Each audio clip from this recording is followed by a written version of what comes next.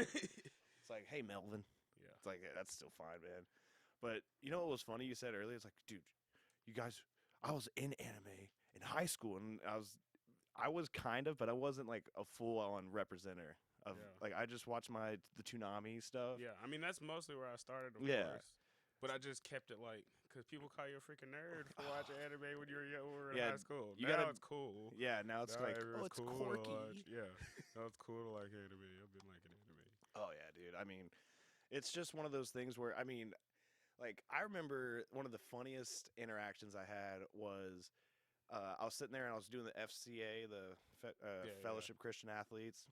I think they've changed the name now, but they're like, hey Jared, you know, you're one of the I think that was my senior year, and I got voted to be captain of the team. So like, hey man, it'd be kind of cool if the captain was. I was like, don't play on my emotions. And then I'm sitting there, and they have all these tables for all the middle schoolers to come up and like kind of explore what clubs, like, extracurricular stuff. Yeah. And this blessed child of God, let's put it that way, comes up to me in her cat ears. It's like, what's this? And I'm just like, oh no, so cringe. Yeah. And then she was trying to like, I guess in a weird way, try to like make fun of me for not watching anime. And then I was like, have you even finished Brotherhood? Like Full Metal Alchemist? She's like, you watch Full Metal Hey. Alchemist? I'm like, bro. Wait, you seen Brotherhood? Oh yeah. Yeah. I've been It's one of my traumatized. favorite animes I've seen like multiple times over. I've Yeah. watched that multiple times, dubbed and subbed. Sounds like one of the best dubs actually. I was about to I say. hate dubs. I watch sub always, but that one is like the same almost. Like if you watch Full Metal Alchemist Brotherhood in English or in Japanese, they almost pick the same voice actors, but they can speak English. Well, that's It's like they all sound the same. It's crazy. yeah. I mean, that's the one biggest critique I have about I can't listen to One Piece in a dub. Oh no, terrible. It Terrible. has to be in Japanese. Unbelievably just Naruto cringy. I hate Naruto in English. I hate One Piece. I know I watched Naruto in English first. Yeah. But I still hated it in English. Because the Naruto was the first thing that I started watching in Japanese, actually. That's the Okay. one. That's what got me into, like, really watching anime. So I used to just watch Naruto just, like, on... Like, I watched everything just, like, on Toonami or whatever. Yeah. And then my friend started talking about stuff that was happening way in the future. He started talking about, like, Shippuden and stuff. And I'm like, what the heck? How you know about this? He's like, I got sources. I was like, what?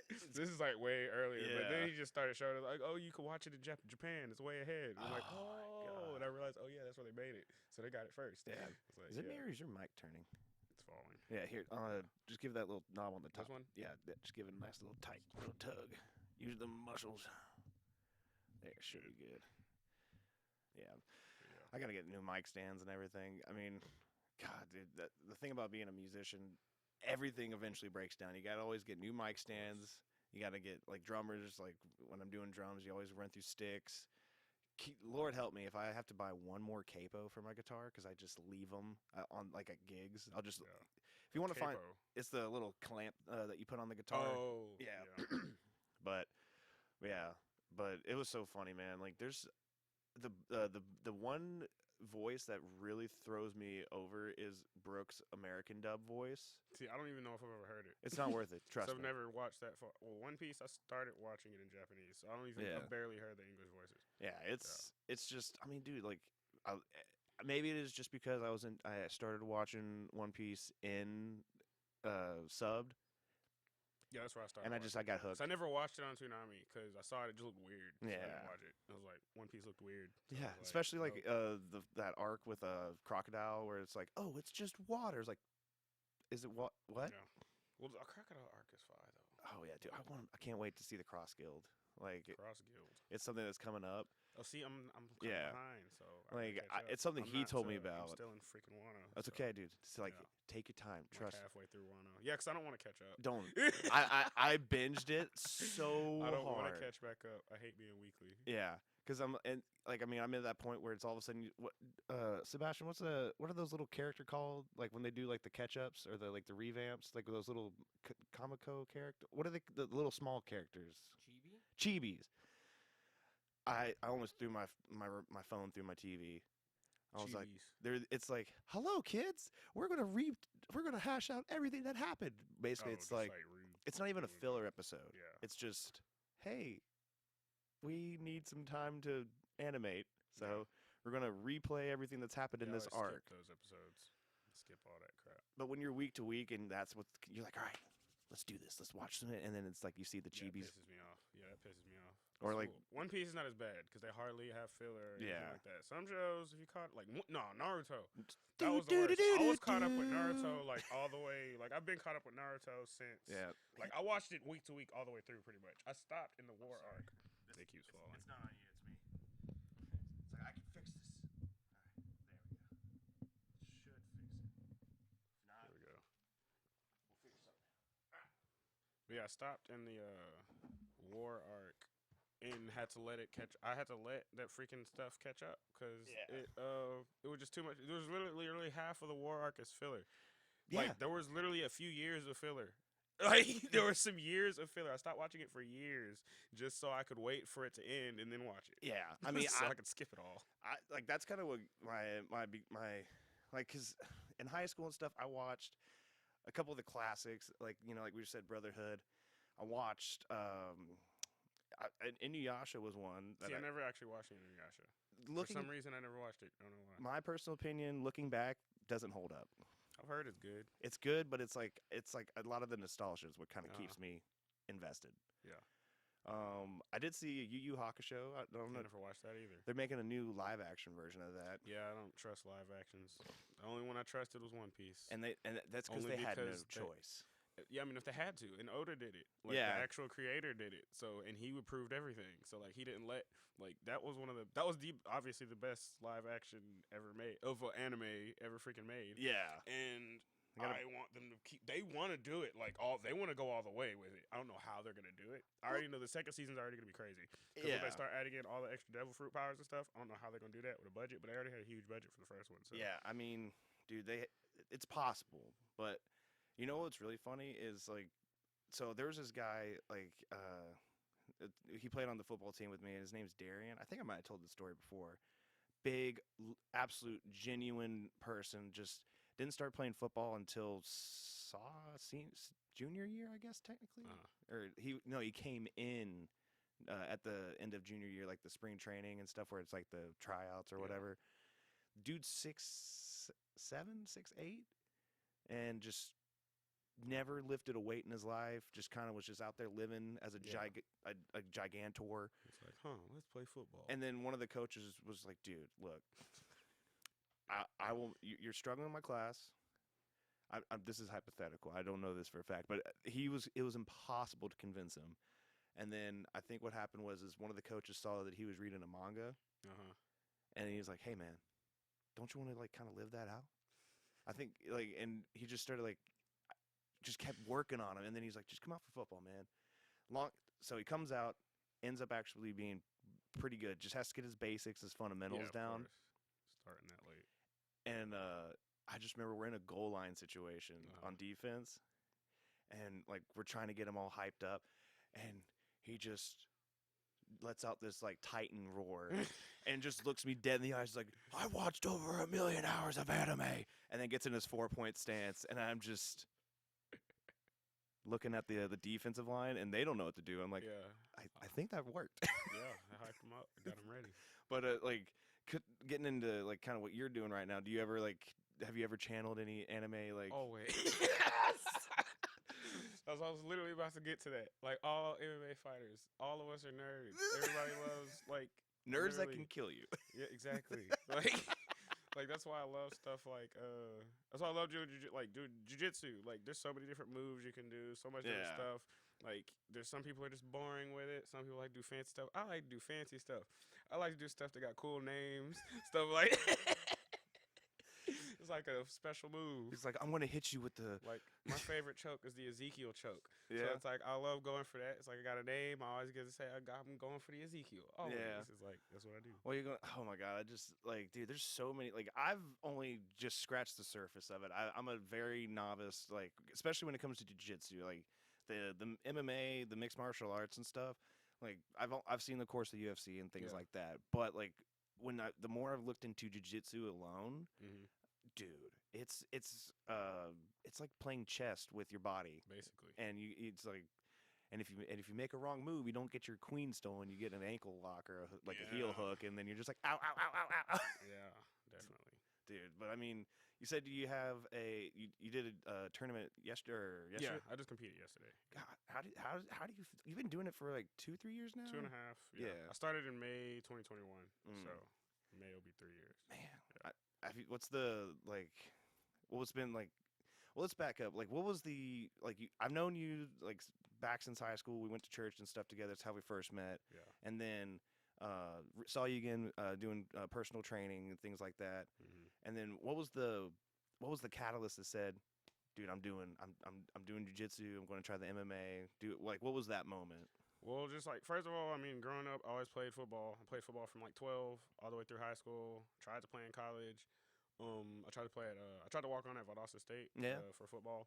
And then it was just a weird year. They were switching coaches and stuff. Everybody that tried out, no one made the team. Yeah. There was even a couple. That's why I was like, I knew the reason none of us made the team was because of their weird stuff. Because there was a couple dudes out there that like 100% should have made the team. Like there was one dude that came from Mississippi State off a scholarship over there, but he was a walk-on at Mississippi State, but he got kicked out of school. And then he was just at Valdosta, and he had to wait a year to try out. But then he went and tried out. And he should have made a team. A bunch of people should have made. He's like, he was killing us. And then they it was a bunch of stuff. They didn't take no one, and then they switched coaches. It was weird. And then I ended up playing rugby for a year. Okay. And then I like that. That was pretty fun, just to keep. I want to still hit people. Yeah. So it's the only way you can continue hitting people. Yeah. It's the only legal way to hit somebody with violent sports. That's the best. Hey man, we're warriors on the inside. We need to let that aggression out somehow. And so all that, and then there were years, like, because I was like 21 when I was playing rugby that year. After that, after I stopped college, I didn't finish school. I stopped because I was just ready to work and get my personal training certification and start doing that. And then, so years went by. I just was a regular person at this point. Wasn't even a trainer yet. Yeah. And then I had kind of stopped working out. I wasn't even really working out. Remember, I used to be like bigger. Yeah, you were you were a little stud, man. I shrunk down. And then I mean, now I gotta stay down here because of fighting. Yeah. But I've also gotten back. But then I started being a trainer and everything. But then I finally, like, once I was training, I had been working at the gym. I had started working out again. Once I started working at Crunch, I had put like 20 pounds back on. So I was down to like 160. I mean, now I'm like 160 again, but this is a good in shape 160. Yeah, I got you. But I was like 160, just regular person. And then I started working out again, put like 20 pounds back on. So I was getting back bigger again. And then I was deciding between focusing on lifting and try to compete in powerlifting or going to do MMA. And I was like, all right, I'm going to focus on one of them because I'm going all in on whichever one I do. So I was like, all right, I'm going to go do jiu-jitsu and MMA. Well, I was actually just planning on doing, I wanted to do MMA. So I didn't really know, like I knew what jiu-jitsu was, kind of. Yeah. But I didn't really know all the differences of all the martial arts and stuff. I didn't really know all that. So I just walked in, I was just like, well, one of my friends, one of my also high school teammates, Michael Bardsley, he's actually a pro fighter now. Heck yeah. He's like 3-1, I think, something like that as a pro. And he been trying to get me to go over there because he been training for years. And then I finally was just like, all right, I think I can pay for this, all that stuff. I'm gonna do it because I didn't want to start and then I couldn't keep doing it. And then I knew I was gonna love it. So I was like, I'm gonna start. Like, build your foundation. You got 1,000 episodes to get through. Yeah. So I went and I went and walked in. I was just like, so yeah, I want to try and stuff. And he was just like, all right, so like just try a class and see how you like it or whatever. Try a week free or whatever so you can see if you like it because it's kind of a weird thing. Yeah. People don't always like it. I was just like, all right, I already know I'm going to like it. And then I started it a week. First day, got folded up, beat up real bad. I was just like, humbled. This is awesome. I can learn how to do this to people. It's like, I can do this. You learned how to do this. You were like, that's, like you were where I was, and I can get where you are. Yeah, like when I went in there, I was like 185 strong. Like I've been lifting weights and stuff. I went in there thinking, oh, yeah, I can wrestle with people. It's fine. No, I'm getting folded up by little white belts. Yeah. Just been training and stuff. Dude, that's... But I fell in love with it, and I've been training every single day since. Man. I don't take time off yet. Like, I haven't had, like, any big time off. Like, I've gotten hurt a couple times. I had to take like, a week or so off, sprained my MCL earlier last year in a tournament.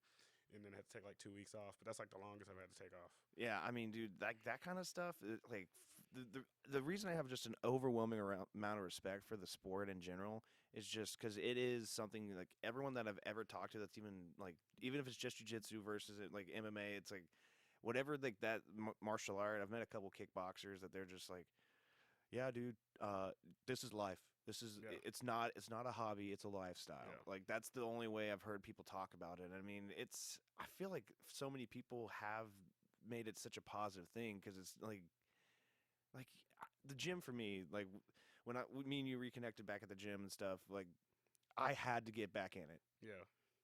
Like there was no getting around it. Like I had to I have to work out. I have to pick up things and put them down, and like I have to. Yeah. There's no other way for me to I mean, music has been another big release for me, but that's a more jovial, happy kind of emotion thing. I don't really play sad music or anything, but it's like, you know, the being able to lift stuff is where you get the aggression out, and I mean, even just having fun with being able to pick something up and put it down. That's like a deadlift or something. Yep. Oh my god! So, but how does so being getting the training and all that stuff for personal trainer, fitness and things like that, that's been something that, you know, has it been kind of a good segue is having that foundation to kind of then start working out your body for jiu-jitsu and stuff. Like, do you think that that's a plus that you've already had that as a starting point kind of, I guess? Yeah, I mean, just being an athlete already definitely helps you start that kind of stuff. Because typically from what I've seen, as much as I've since I've been training, usually when people come in and they've never played a sport or anything, it just depends though, because sometimes it's a toss-up. Sometimes they come in and they're natural, and that's just what they're good at. And not even, I mean, you could be skinny and be, dude, it don't even matter. That guy Darian I was telling you about, I watched $1 million of anime, went Super Saiyan. He started the year couldn't hang clean, and he could not hang clean 225. Yeah. He went from that to me and him, both trying to see who could get to 315 first. Yeah. I got him by 5 pounds. Yeah. But I mean, the human body that big, it's they're gonna he just never trained. Yeah, so his body's finally. Yeah, thank you. I can use my potential. Exactly. You've unlocked my latent potential. Exactly. Bro, the guy got so strong. He ended up getting a scholarship to, I think, Florida A&M. After playing 2 years, that's insane, dude. Yeah. And the thing is he was such a nerdy, nice guy. Yeah. But his body was just ready for that kind of training and just took to it. Yeah, some people just pick it up. Can you do me a favor, Seabass, real quick? Oh, well. Could you hand me? Do you see my vest jacket over there? Your what? The vest. I was wearing a vest because it was cold and then it got hot. And then if you could reach in that pocket and see if there's a little circular thing. Because please be in there. Please be in there. Pocket number 1. Thank you, sir. It's I don't want to give away the brand. Shame him in the comments. Shame him. Shame me. You can't. I have no shame left. But yeah, dude. I mean, just seeing that guy come out that way and stuff, and then for you, was when you went from training people and stuff, you knew how to shred down. I mean, I've always known. I mean, as a trainer, I definitely know how to do that. I did it on accident the first time. How do you do that on accident? Because I just stopped working out. I just stopped lifting, and I probably stopped eating as much because I wasn't lifting as much. Because I stopped lifting. I just didn't stop eating. I was on a year-long bulk that I didn't intend for.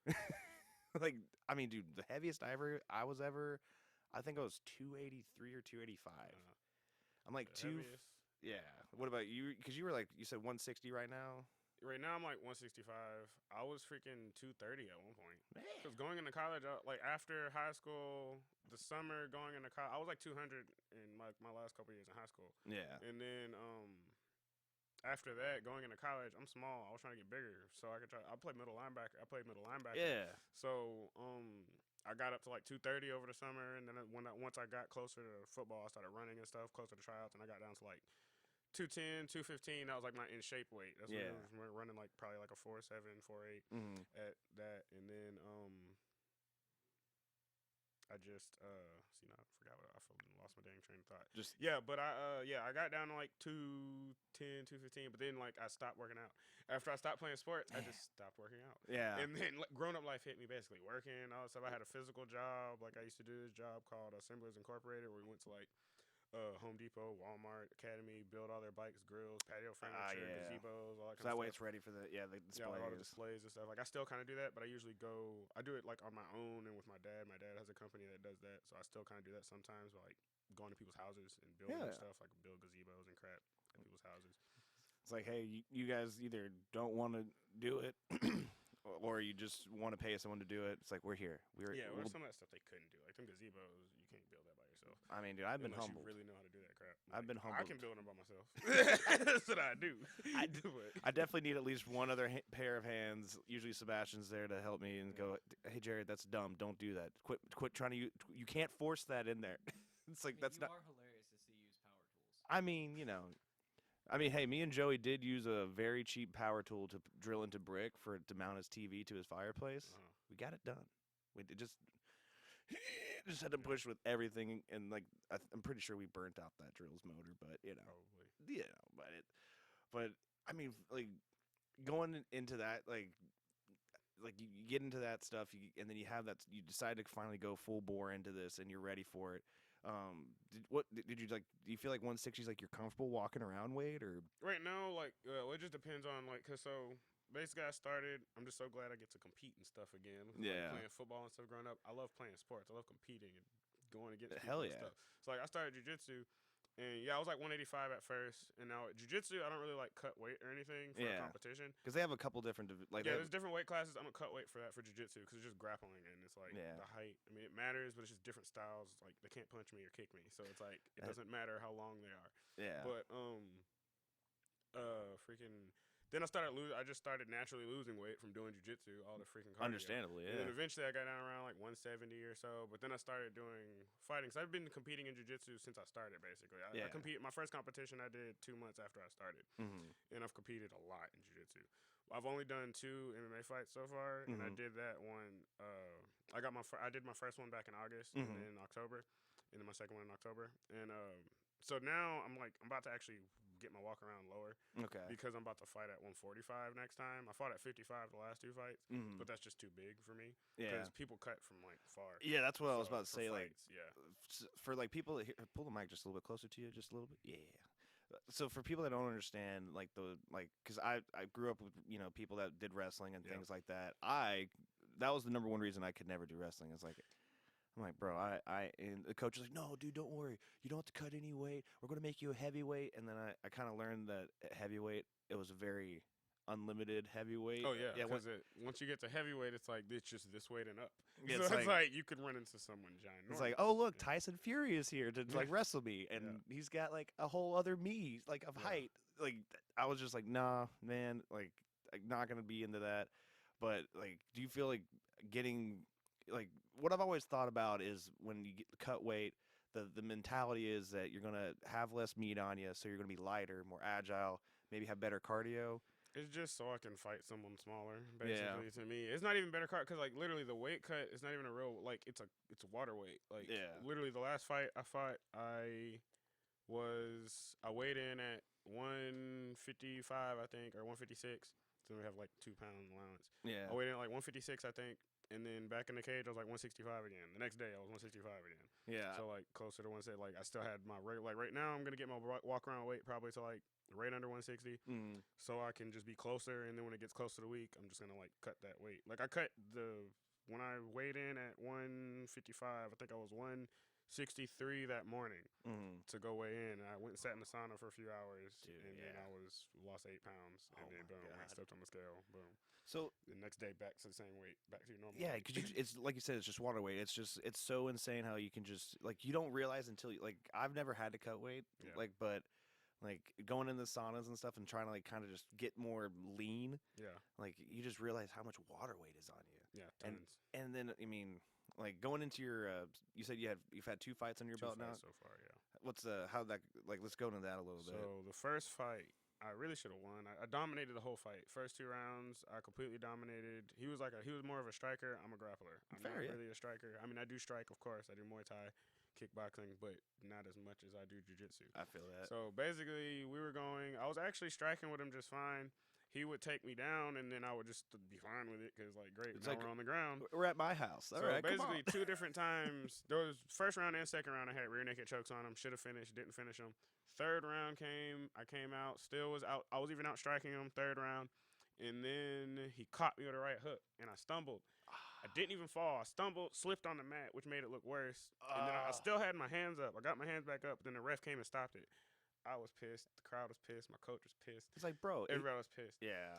And but amateur fights, they stopped them earlier. They don't want amateurs taking unnecessary damage they don't have to take. Yeah. So For people that don't understand, like, kind of, because you have to have a certain. Correct me if I'm wrong. You have to have a certain amount of fights before you get.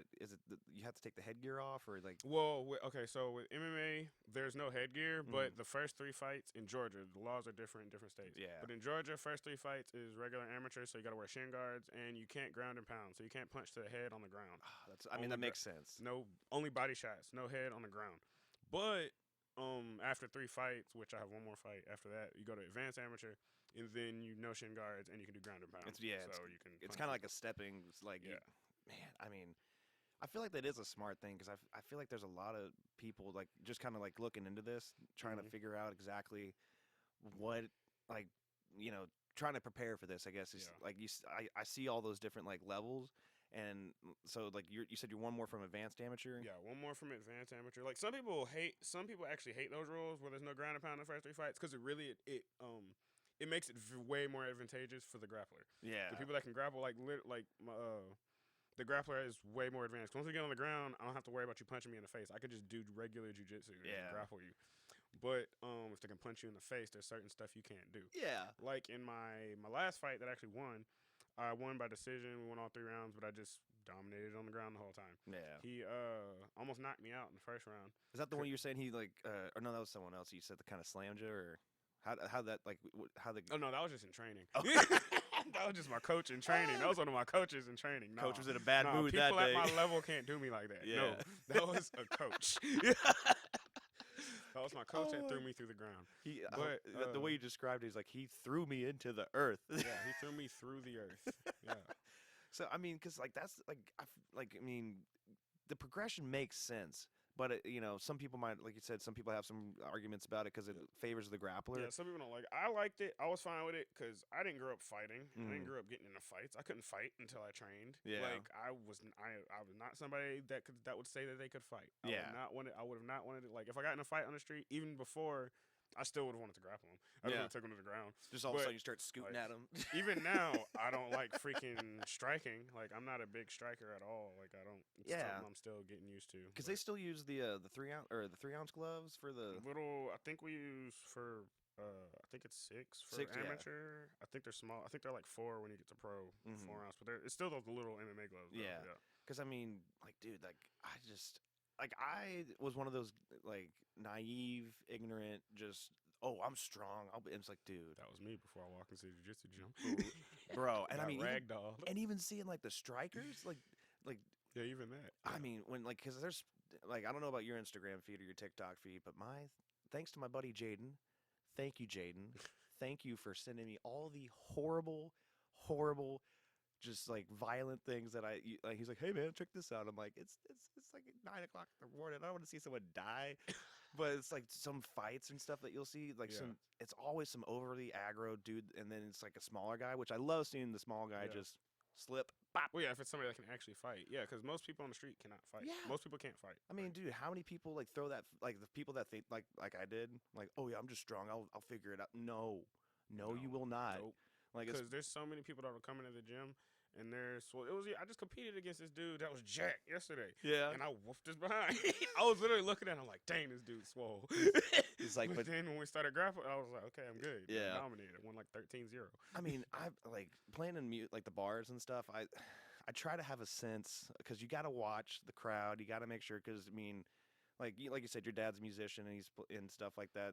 I'm sure he's probably been in some places where it's like, hey, it's a great place to play, but you gotta watch your shit. Like you gotta keep your like awareness. Like And me right now, just not like kind of. I've been really not doing anything. Like just been sober as all it can be, and I like it a lot more because I feel like I'm less vulnerable. Because I mean, dude, there's people like I've seen. Like there's been so many times like playing in Athens and stuff, you see the drunk dude bump into the other drunk dude, and then all of a sudden they're like pushing and shoving. Which I mean, can we just say for the fact anybody that you know right off the rip, if someone like says you want to fight, comes at you head up, hands down, they're like, dude, I mean, dude, I'd be checking for cauliflower ears every like I'd be like, someone's getting a little attitude with me. I'm like, let me see your ears real quick. Yeah, you don't want to just randomly get in fights with people because you don't know what. No, because it'd be the most unsuspecting people. Like, there's some people I train with that I would never guess that they could fight. Well, I mean, like, dude, you like, I mean, as long as I've known you, I've always known you, like Blade. Super. First off, cool ass name, like. Blade King. I'm like, yeah, that guy. That's a fighter right there. It's crazy because with my name, I'm about to have a nickname now. What's the commentators keep adding the to the beginning of my name. Blade. Yeah, they keep calling me the Blade King. My first fight, that's what they kept doing. The commentators on the broadcast, they kept just saying, "Is that even his real name?" All this stuff. And they're like, the Blade King. And I did I did this jiu-jitsu thing called PGF, Professional Grappling Federation, I think. It's this dude Brandon McCaffrey that owns the 10th Planet Gym in Alabama. I went on the same coach that threw me to the ground, Kevin. He's actually he was one of the contestants on there. It's kind of like you could call it. It's like a week-long thing. It's kind of like the Ultimate Fighter, but for jiu-jitsu. Okay, it's kind of like what it is. Because you get like they all go stay there for a week, and then they compete all week, like to lead up to a final tournament at the end of the week to just see who wins. But on the final event, they wanted to do some quintet matches. So like they had like of jiu-jitsu just to kind of fill in spaces on the thing. So I ended up trying out. He had a tryout for the quintet team. It was like an open belt tryout. I went to the tryout just because I was like, let's just see, because it was open belt, open weight. So I was just like, I don't know if I'm gonna make it. I just want to go free competition. Yeah, get in better. there, get some experience. Then I ended up making the team. So I ended up going. We did this quintet match, and when I was out there, they kept calling me the Blade King too. Like literally on the whole commentary, the whole time. Literally every time I come out, they're like the Blade King, and they're like, oh, I think his nickname has to be the. They're like, I've never heard anyone with the nickname the, and I'm like, well, I guess that's the Blade King sounds like a dope anime that is just some guy that like makes like he can just like pull like swords out of nowhere, like just some guy that's a slice and dicer like kind of anime. But I mean, dude, it's just I think the whole thing about it is just so like as a like I said, like I love it as just a fan. And so I mean, like seeing like I've seen a couple of the stuff that you've put up on your pages and stuff at the fights. I mean, dude, it's just insane. Like it's like playing football in high school in Georgia is its own fun thing. You know, college has got, their crowds. I've seen, have friends that have played in D1, D2, all these other, like, divisions. And it's just insane. You see the crowd and how big of a thing it is. And then you, like, get into these, like, these leagues, these, if you want to call them, like, federations or, like, these. The promotions? Yeah, like for fight? Yeah, it's a promotion. Yeah. I mean, dude, like, the fact, like, you just get into a cage with another guy. Yeah, it's crazy. Literally, the first time I did it, even the first fight that I lost, that was the best. That's one of the best experiences I've ever had in my life. Going to that cage, like first of all, it is a big event. There's a lot of people there. Like first time I fought, it was at the Battery. Oh hell yeah! Yeah, it was probably like at least 1,000 people there. Same at the next fight at the in Buford at Tannery Row. Ale House, I think that's what it's called. Yeah, but I played there. Love that place. There, that's I like that one too. That's where I just fought last, and then But yeah, it's a lot of people. Like the first time I went to the NFC fights or whatever, I didn't realize I was going to watch my friend, the one that this is before I even started training. I went and watched the fights once before I started training because I just wanted to watch my friend fight. And then I was just like, dang, I didn't realize how many people was going to be there. I didn't know how big of a thing it was. It's huge. I was like, oh, snap. Like, they literally sell out 1,000 tickets every time. Hell yeah. Basically, like, over 1,000 tickets every single time. I mean, dude, I feel like we are getting closer to, like, the gladiators where everyone's just like, let's go see these guys try to kill each other. Yeah, and getting to, like, walk out there into the cage with everybody cheering you and stuff. It's awesome. Here's a good question. What's your walkout song? Do you Different have songs? Do you have like a couple or like what's your kind of like what was the first fight like walkout? I walked out to it's an old Jeezy song. I forgot what's the first. No, they messed up my walkout song the first time. What? No, they played the wrong song. Luckily it was off the same album. Yeah. They accidentally clicked the next song on the album, But like it started playing, and I was just like, "What the heck? That's not my song." That's not my song. And then luckily it was still a song I like. I still recognize the song. I was like, "Okay, this works." I can too. still get in the headspace. Whatever, this works. Yeah, I was like, but I can't even remember the one. It's the first. It's off of his. I can't even think of the name. Thug Motivation 101 off of one of his older albums. Dude, yeah. And then the last, what did I walk out to? I can't even remember what I walked out to now. I mean, you're in the zone, probably. What did I walk out to? No, but I think about my walkout song. That's all. Like I know what I walked out to. I'm like, hold up. No, I'm trying to remember what the crap I walked out to. Well, I mean, I don't know. Well, I walked out to Standing Ovation, the first fight. Standing Ovation by Jeezy on that first fight. That's what I remember. That was the song that they ended up playing, the wrong one. And then the second one, I can't even remember. Well, one of my favorite walkout songs is Wonder Boy. Uh-huh.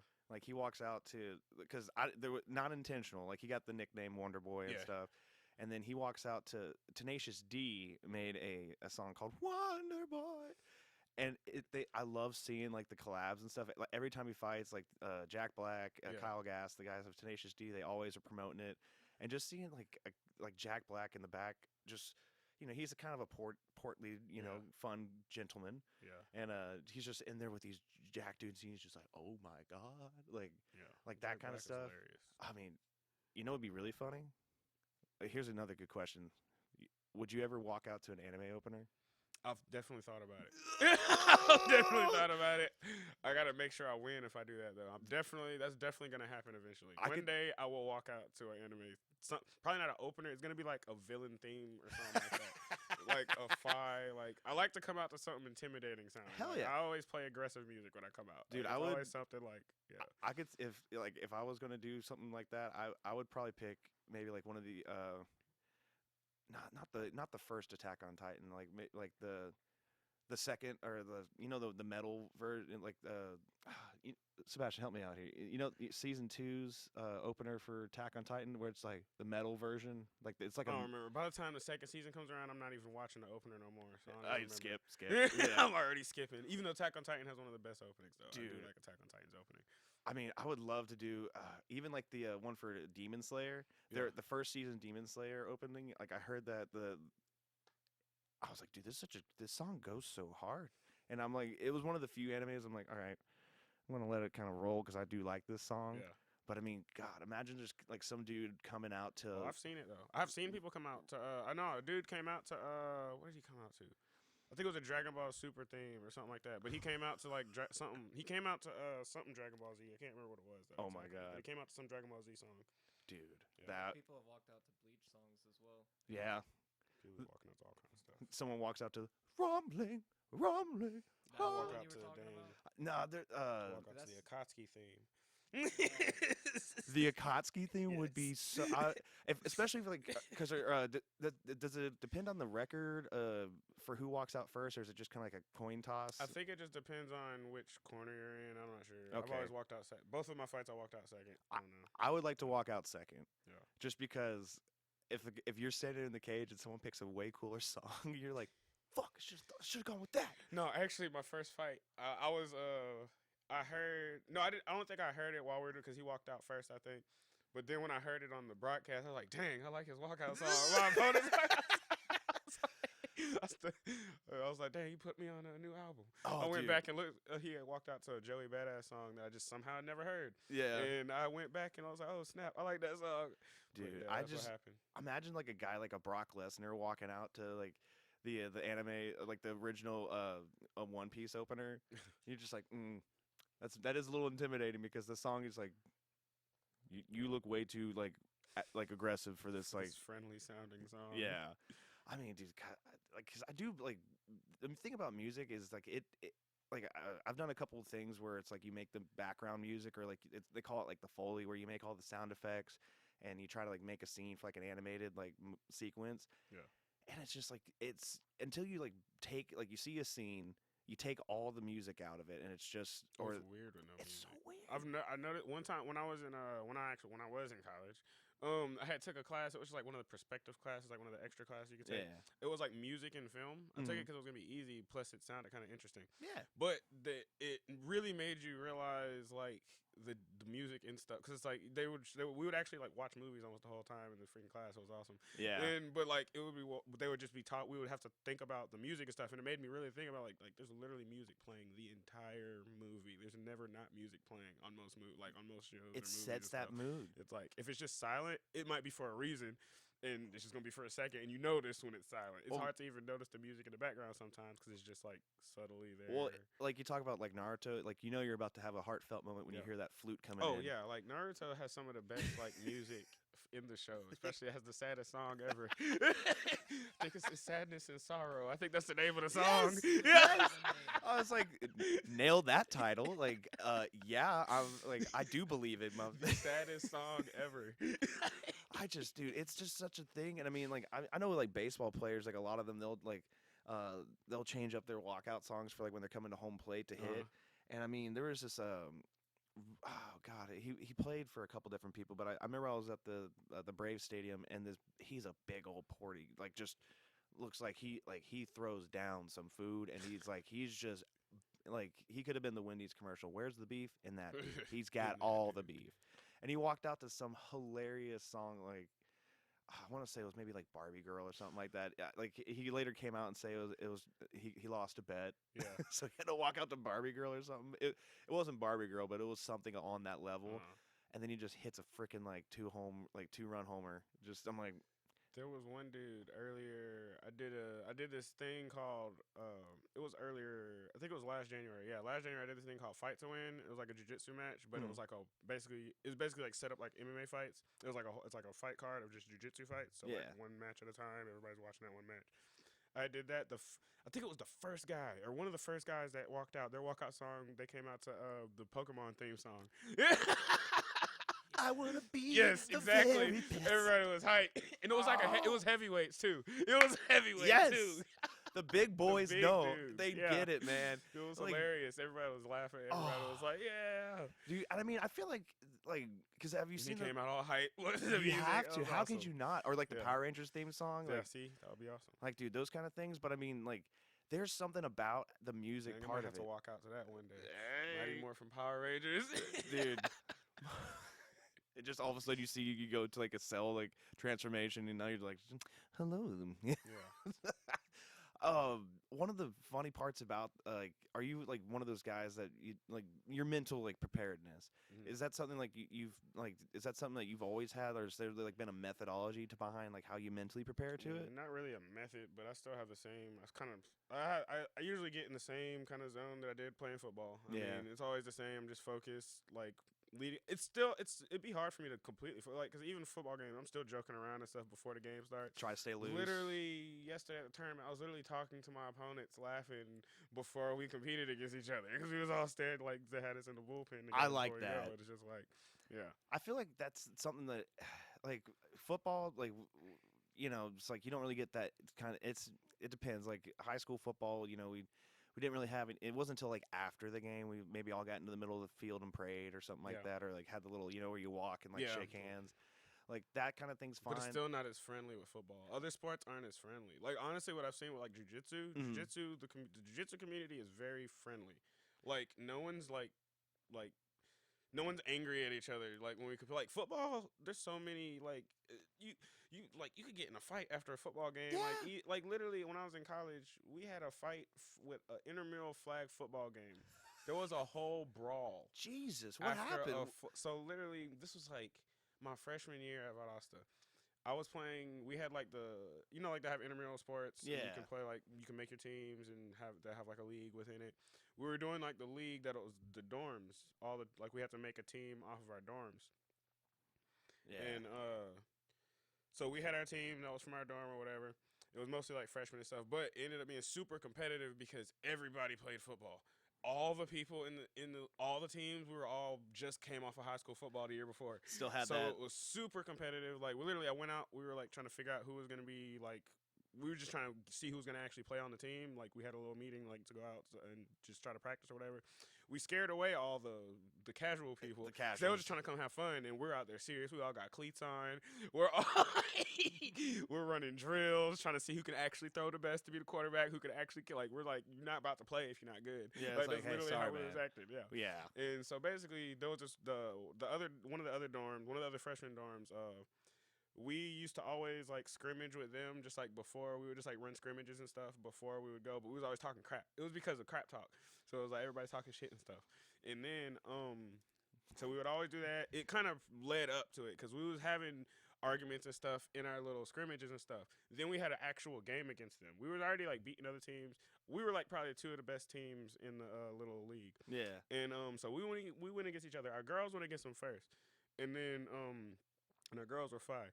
And then we went against their guys for second. But you know, like in intramural sports, the refs are also students. So yeah. The refs lived in their dorm.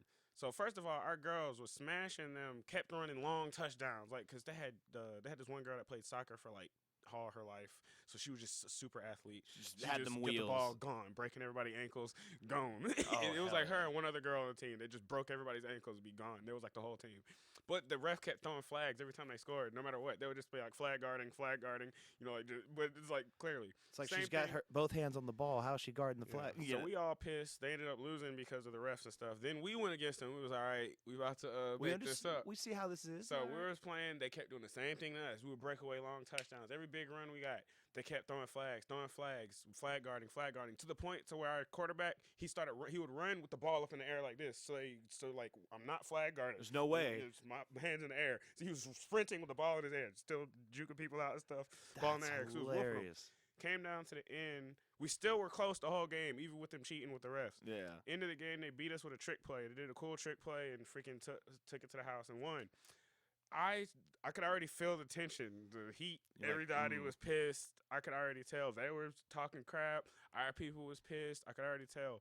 I tried to start the little line, you know, like the line. All right, guys, let's yeah, I'm like, handshake. all right, let's Good get the game. handshakes. Good game. I started the line. I tried to start. We started it. Next thing you know, one of my teammates pushed somebody. Somebody else pushed them.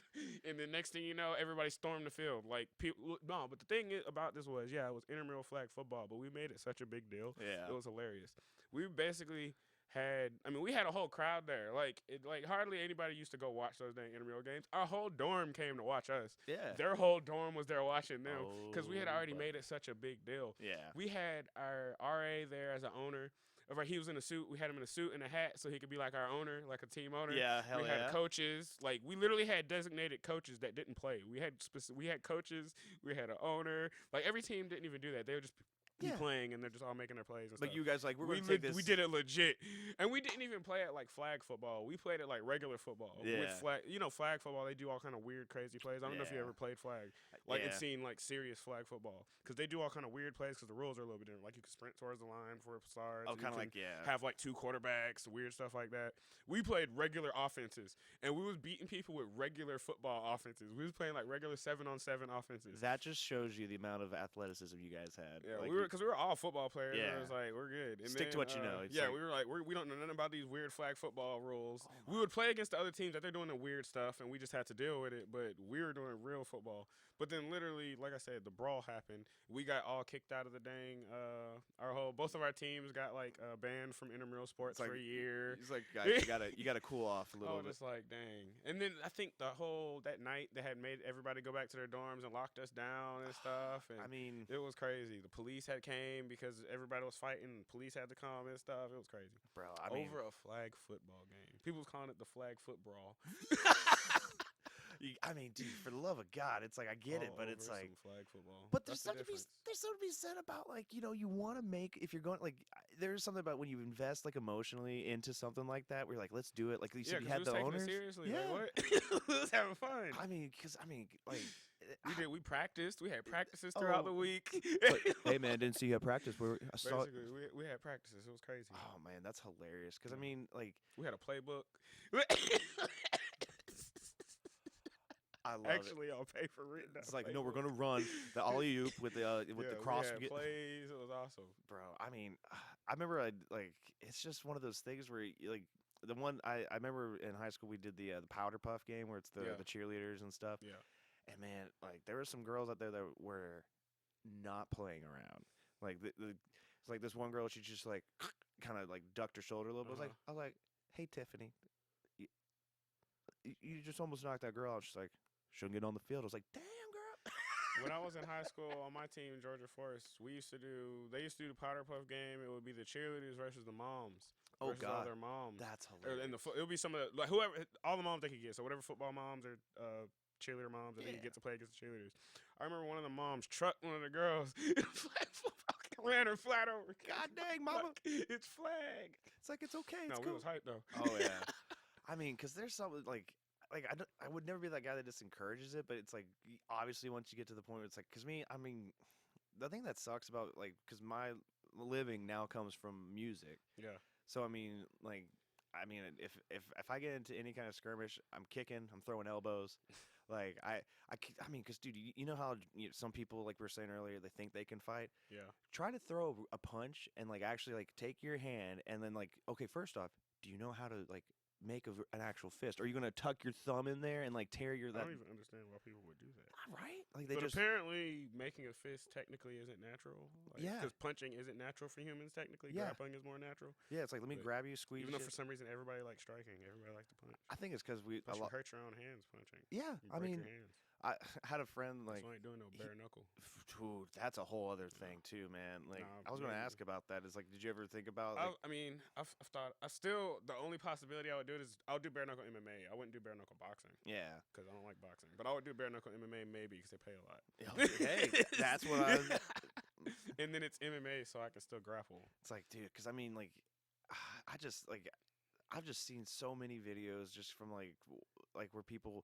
Like the backyard, like the backyard league or whatever. Like the street beefs thing. You seen that? Yeah. Yeah. I mean, dude, there was one I saw the guy like he was getting in there. He was like kind of trying to weave, Mhm. and then he threw a punch and then like hit the guy a little bit, but then it didn't like land. Mhm. And then he's like, all right, hit, and then I'm gonna try to go for a takedown. The guy kind of got, oh yeah, it got me.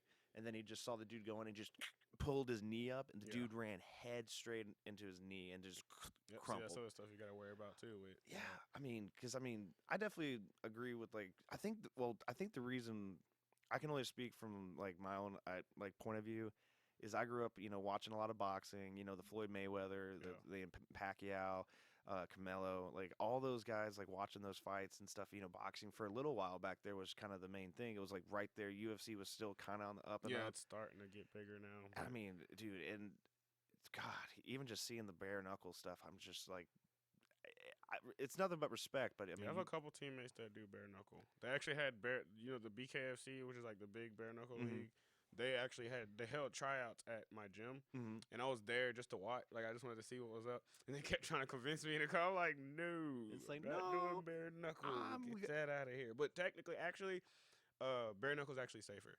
Yeah, I was about to say, It's safer than regular. You don't get as much concussions and stuff. It's just cuts. yeah, It's more cuts. yeah. And that's not as dangerous. in the I hate calling it amateur because I mean it's like you're like I would feel like an amateur is someone who's just starting, but like I get kind of like the different divisions of it, but it's like in the amateur league or the advanced amateur and stuff that you're getting into. What's the rules on cutting? Is it like if you get like a really bad cut, or is there like a kind of like a I mean, the only way is doctor. Like, I mean, yeah, there's always a chance for a doctor stoppage, but you got to be like messed up. Like, I've Yeah. seen like the teammate I was talking about, he lost his last amateur fight because of a doctor stoppage. He was undefeated. He was like 7-0. He was defending his belt, and he lost due to a doctor stoppage because his eye was cut open real bad, Like right under the eyebrow? right on his eyelid, Oh. really bad. He was so pissed because he was actually about to start coming back and winning, but then the doctor had to come stop it. But I'm sure he's happy in the long run because he could have possibly lost his eyes, or like because it was like when you see the picture of it, it's like it was bad. Like his eyelid was like cut open. dude? I mean, because I feel like with the bare knuckle, like you said, it's the cuts. But I mean, like when you have no padding or anything like that, I mean, is it just even like it's just basic hand wrap, right? Or No hand wrap. nothing. They wrap their wrists. That's, it. That's what I meant. Just Yeah. have wrist support, but bare knuckles, fully God, bare. Do you have you done like stuff for conditioning your hands to like get it like? I guess I just like I had a friend, he rage quit a Halo game, like he was just getting swiped, and he's a pretty good Halo player.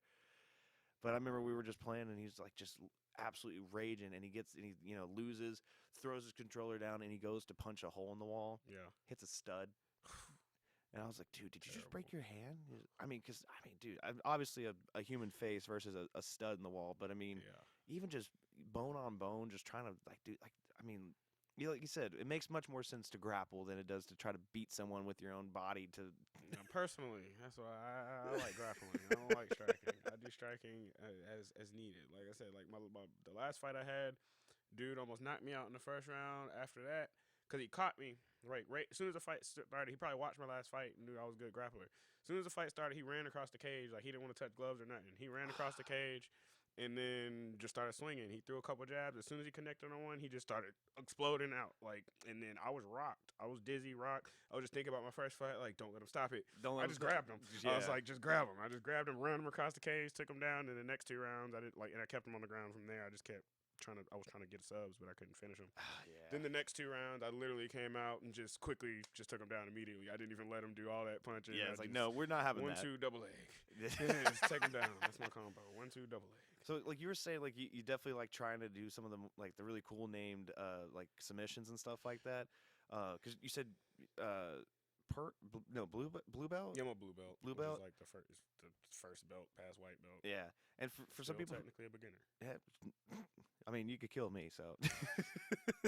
But like for people who don't know, like when it comes to jiu-jitsu, like you start as a white belt, and that's kind of like the training, like just really getting like understanding techniques, drilling, and stuff like that. How do you like progress through the belts? I mean, the thing about jiu-jitsu, it's like there's no specific like criteria for getting your next belt. Like, there are like time requirements if you go by like the IBJJF, which is like the main like the biggest like organization for jiu-jitsu pretty much. So like most people will try to follow the rules that they put in place, but basically it's just up to your coach to just decide. You just sometimes some people will be white belt for a few years. I got my blue belt in like a year and 4 months. I've been a blue belt for a little over a year now. Some people be blue belts for 5, 6, 7 years. So it's like, especially blue belt. Blue belt is weird because sometimes, blue belt is one of those belts where sometimes people are there for like years. Because like I said, there's no really specific criteria for why. And there's also such a big difference in skill from each belt level. Yeah. Probably because of that, because they just wait. So it's like, it varies gym by gym, really. Yeah. It depends on the coach. So like if that's why you want to make sure you go to a reputable. A reputable gym, because you don't want to just go to some random gym that's just handing out belts like candy. Because then once you go to another place and you're like, oh, this guy's a blue belt too, and it's like, oh, but he's one of those blue belts where everyone's what's it? Brown belt's next up from blue belt, or purple, then brown, then black. Yeah. Okay, yeah. Blue, purple, brown, black. Because I mean, this is maybe not the greatest comparison, but I did start doing a APA pool league with some friends, and they have you ranked and stuff, so that way you kind of play, and they have handicaps. Like, for instance, I did not mean to go up in rank. I was a 2, which is kind of like if you've never held a cue stick or a pool, like you start as like a 1 or a 2, and like if you're playing like 9-ball, like I'm in a 9-ball league, you got to make 19 balls in just to kind of, that's how you win. If you get to 19, right now I have to make like I think I had to make like 20 something balls, and played 9-ball like once. Yeah. And I enjoyed it. It's like, it's pretty cool though. It's fun, and I like that the APA is kind of known to be like, hey, this is just people who want to go out and play. It's a little more organized. But now that I'm in a ranked 3, I have to like compete with all these other people that are 3s, and some of them are just running through. But it's the fact that the other 3s are so good that it kind of keeps them in there. So I guess that's kind of like what I was trying to say, is the comparison like with the competition in your gym and the stuff.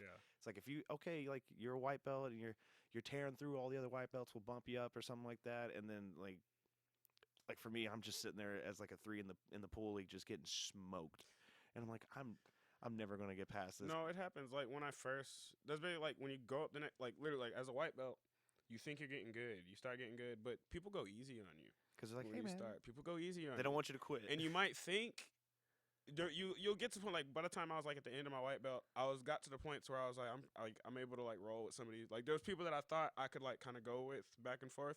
Then I got my blue belt. I rode with Jody. Yeah, Jody. I went to this other gym. This guy named Elijah. You probably know him, Elijah Pizarro. Yeah. I I think he was. probably know Yeah, him. he was in our I think he group. went to Brookwood. Yeah. He owns a gym. Well, he used to own a gym called Monsuda, and they moved. He rechanged it to Primitive Academy. But at his old gym, I went over there at an Love open that. mat one Love day. that name. I went to his old gym one day, and Jody was there for the open mat that day. And this was my first day rolling in my blue belt. I had just got my blue belt the day before, and then it was at the end of class, so I hadn't used it yet. Yeah. I went there to roll my blue belt, and I noticed the difference instantly. Because it was people that didn't know me and stuff, but typically I didn't get rolled. People didn't go that hard on me, and I realized, oh crap! Like, I rolled with him first, and he just tapped me like 5, 6, 7 times, and he was like, "Just FYI, you're a blue belt now. I don't gotta go easy on you." And I was just like, God dang! I didn't realize. And then there were certain other people that I thought I was more even with, and then they started turning it up harder, and I was like, "You were going easy on me. You were holding Like, back, dang. sandbagging me, mud."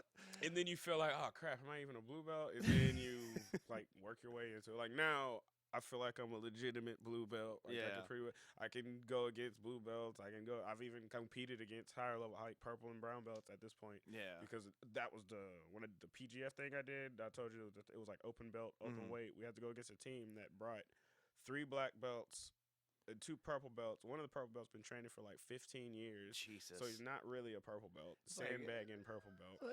And their first guy wiped out the other first team by itself. This is quintet matches. Remember I told you it was a quintet? So it's teams of 5. The winner stays in. So it's like when the teams go against each other, winner stays in. It was sub only. If it goes to 0, nobody subs, they're both out. Then the next person comes in. So they had one guy. They had 5 people. Subbed all 5 of them. Went soloed the whole team. He 1v5. Yeah, Jesus he 1v5 Christ. the whole team. They was about to try to do that to us, but we actually made it competitive. But like literally, we were supposed to get wrecked because we didn't bring. We had 3 blue belts and 1 black belt and a brown belt, and they were just not high level. They brought high level. They brought the combat jiu-jitsu is. That's where you can have striking in there? Or? Yeah, it's like open palm striking. Jesus. They can like do open palm striking and slaps and stuff. Yeah, I've seen They some brought of the that. combat jiu-jitsu world champion. Okay. This dude Ryan Aiken, they brought him.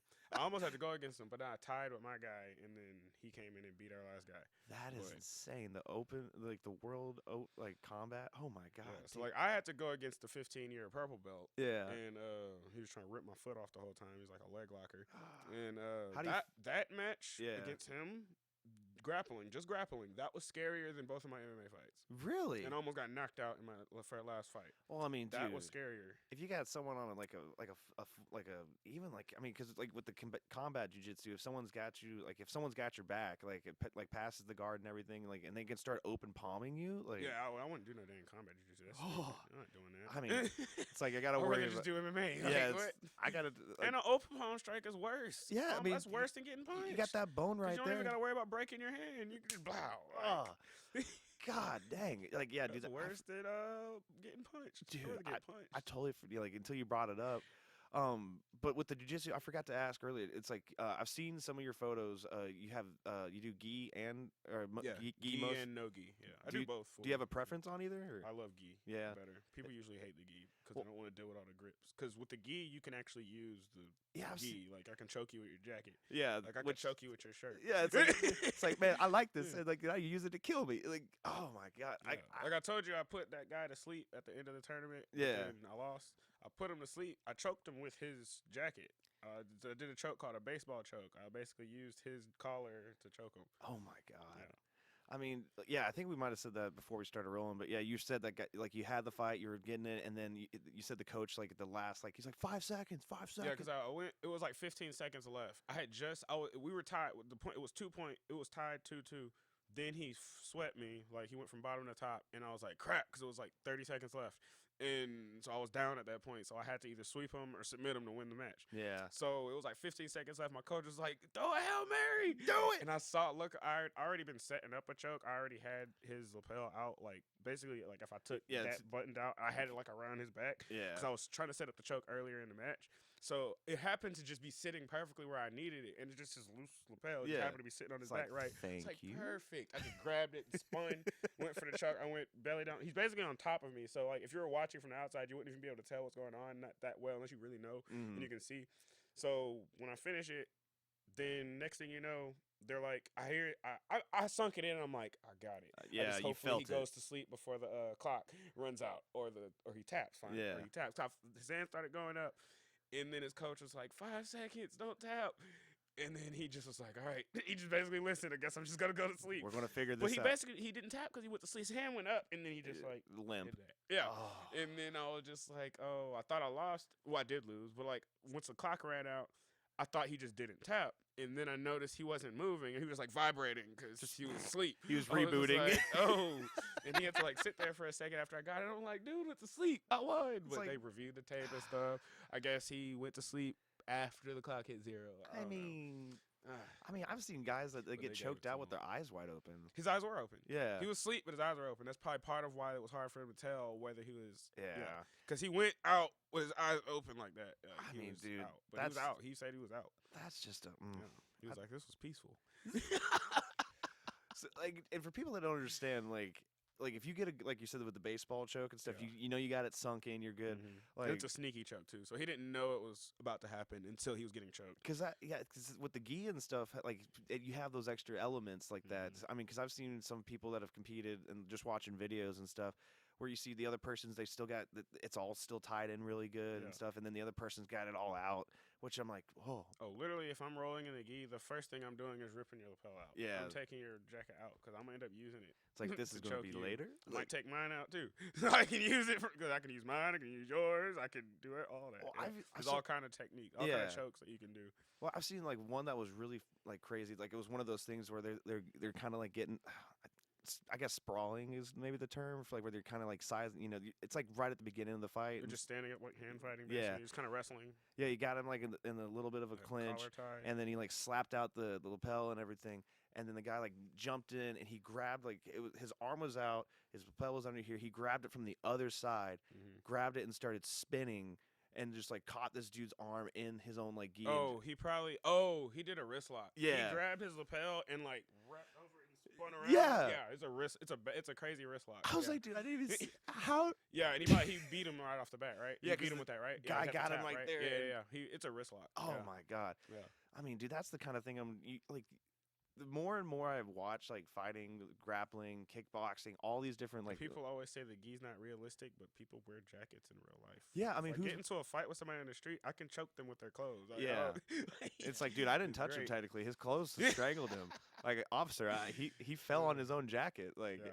and died. Like, I'm just kidding. Like, But I mean, like, how long do you think it, like, realistically, if you get it like a good, like, let's say you get like a good, like just a straight up guillotine or some kind of like just one of those good neck chokes, mhm. it takes like what, maybe 10 seconds? Oh, at it the don't take that long to go Yeah. to sleep. Just one day, the other day, a few weeks ago, I was helping one of my teammates. He's a white belt, and he was like, he had tried to. We were on one of our rolls. He was trying to figure out why he couldn't finish me with a choke or whatever, because he had got me in a rear naked choke. And Yeah. I got out of it. And then after, I was just trying to show him like not to use all your dang energy when you're squeezing a choke, because then you're gonna get tired and let go. Because if I'm still like, even if I'm only not breathing, it's fine. But if you cut off the jugular? arteries, Yeah. like literally, I was showing him how to do it right. I did it, and I was telling him make sure you tap. And then I like squeezed super soft. Next thing you know, he started falling. And I was like, dude, come tap." on, you're supposed But to it was tap. literally like 3-5 seconds because I locked it in perfect because he was letting me, of course. Yeah. And then so it literally only took like 5 seconds less, something like that. I I mean, mean, 'cause- squeezing hard. It doesn't take that much pressure. Yeah, to because scrub there's off only the so arteries. little space, and like it's like you only got so much blood in that spot, and then Yeah. you cut You that go off. out quick.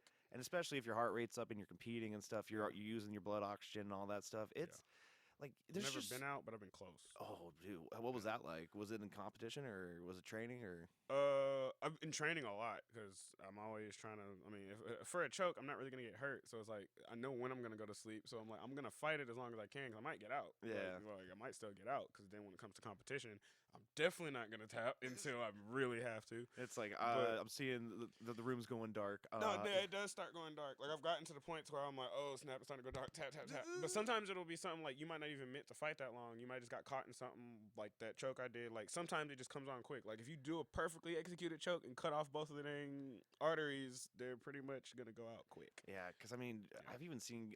You start going lightheaded. I want to say it was a PFL fight. Like I was watching, and the guy had like his hand in there trying to like stop the choke, Mhm. but the dude was just so strong. He ended up like just pushing his hand into his Yeah, choke. It is- sometimes people do that too. Sometimes it's like tuck your chin, they'll just crush your chin. oh, Like sometimes they can do it right, or they'll still choke you just by crushing your chin down with their arm. Like there's just so many ways, man. And I Yeah. mean, that's why I think it's really good that people like, for instance, if I'm blessed to have like some children, I want to definitely encourage them to like do at least like kickbox and just some stuff. Jiu-jitsu would be great. Wrestling if you can.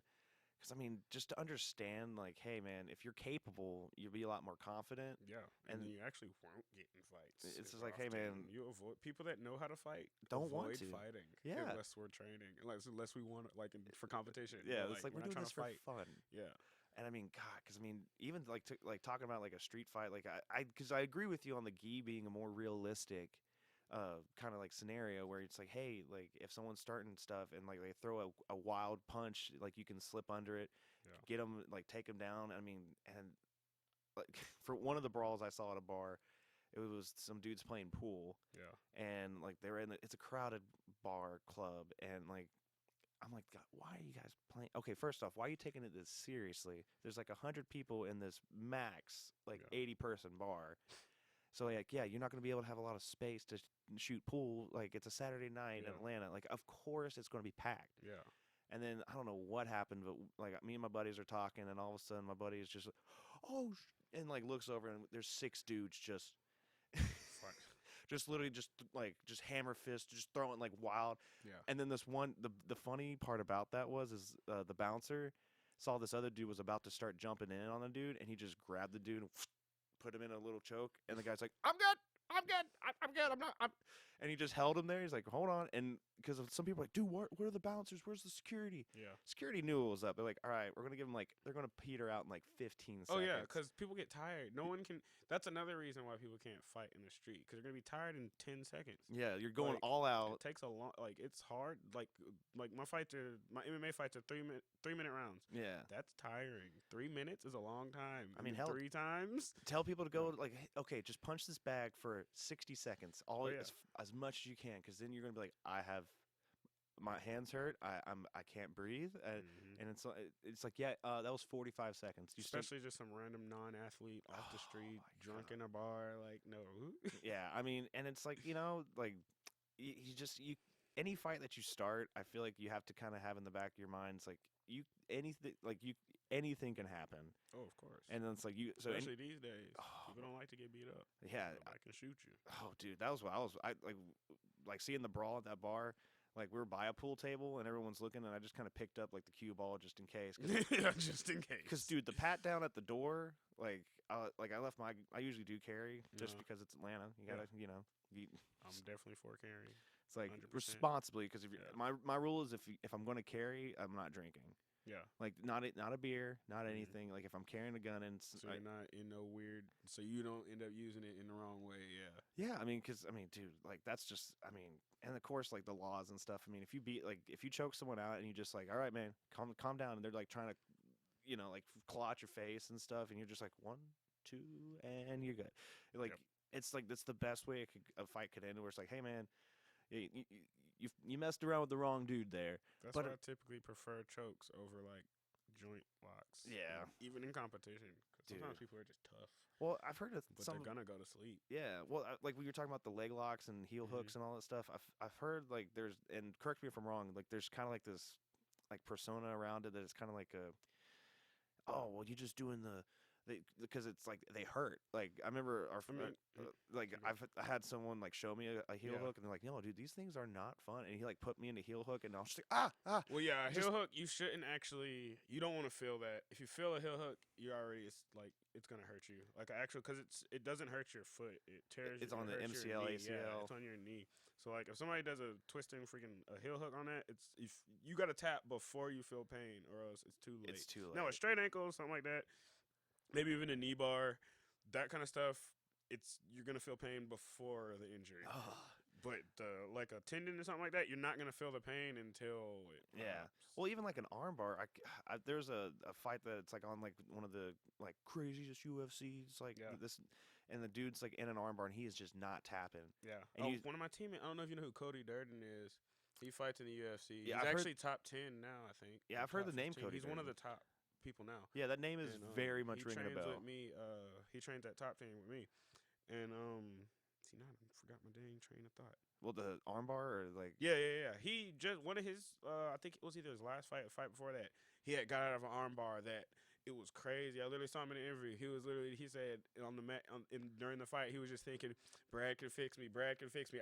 The guy that's our doctor, like because there's a Barber Orthopedics. Yeah. They kind of like sponsor our gym, and they like we can pretty much go there for free. Yeah, because them having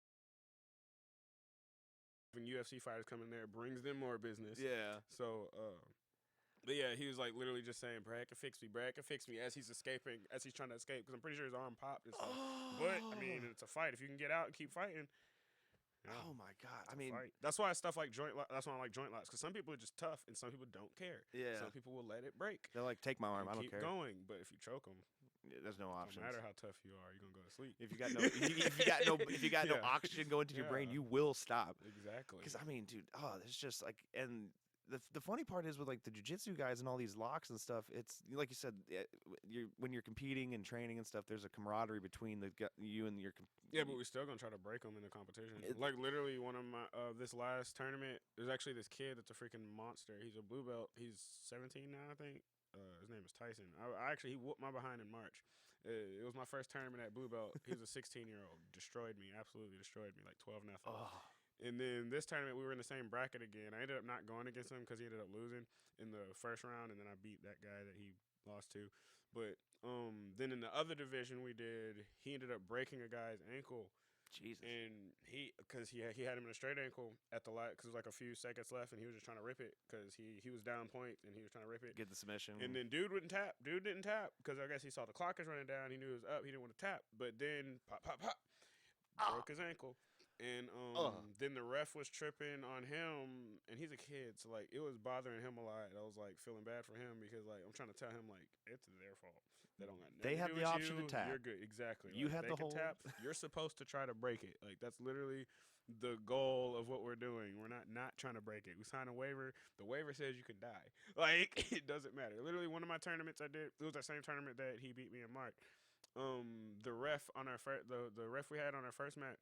As soon as he said, like, before the match started, he was like, all right, y'all are adults.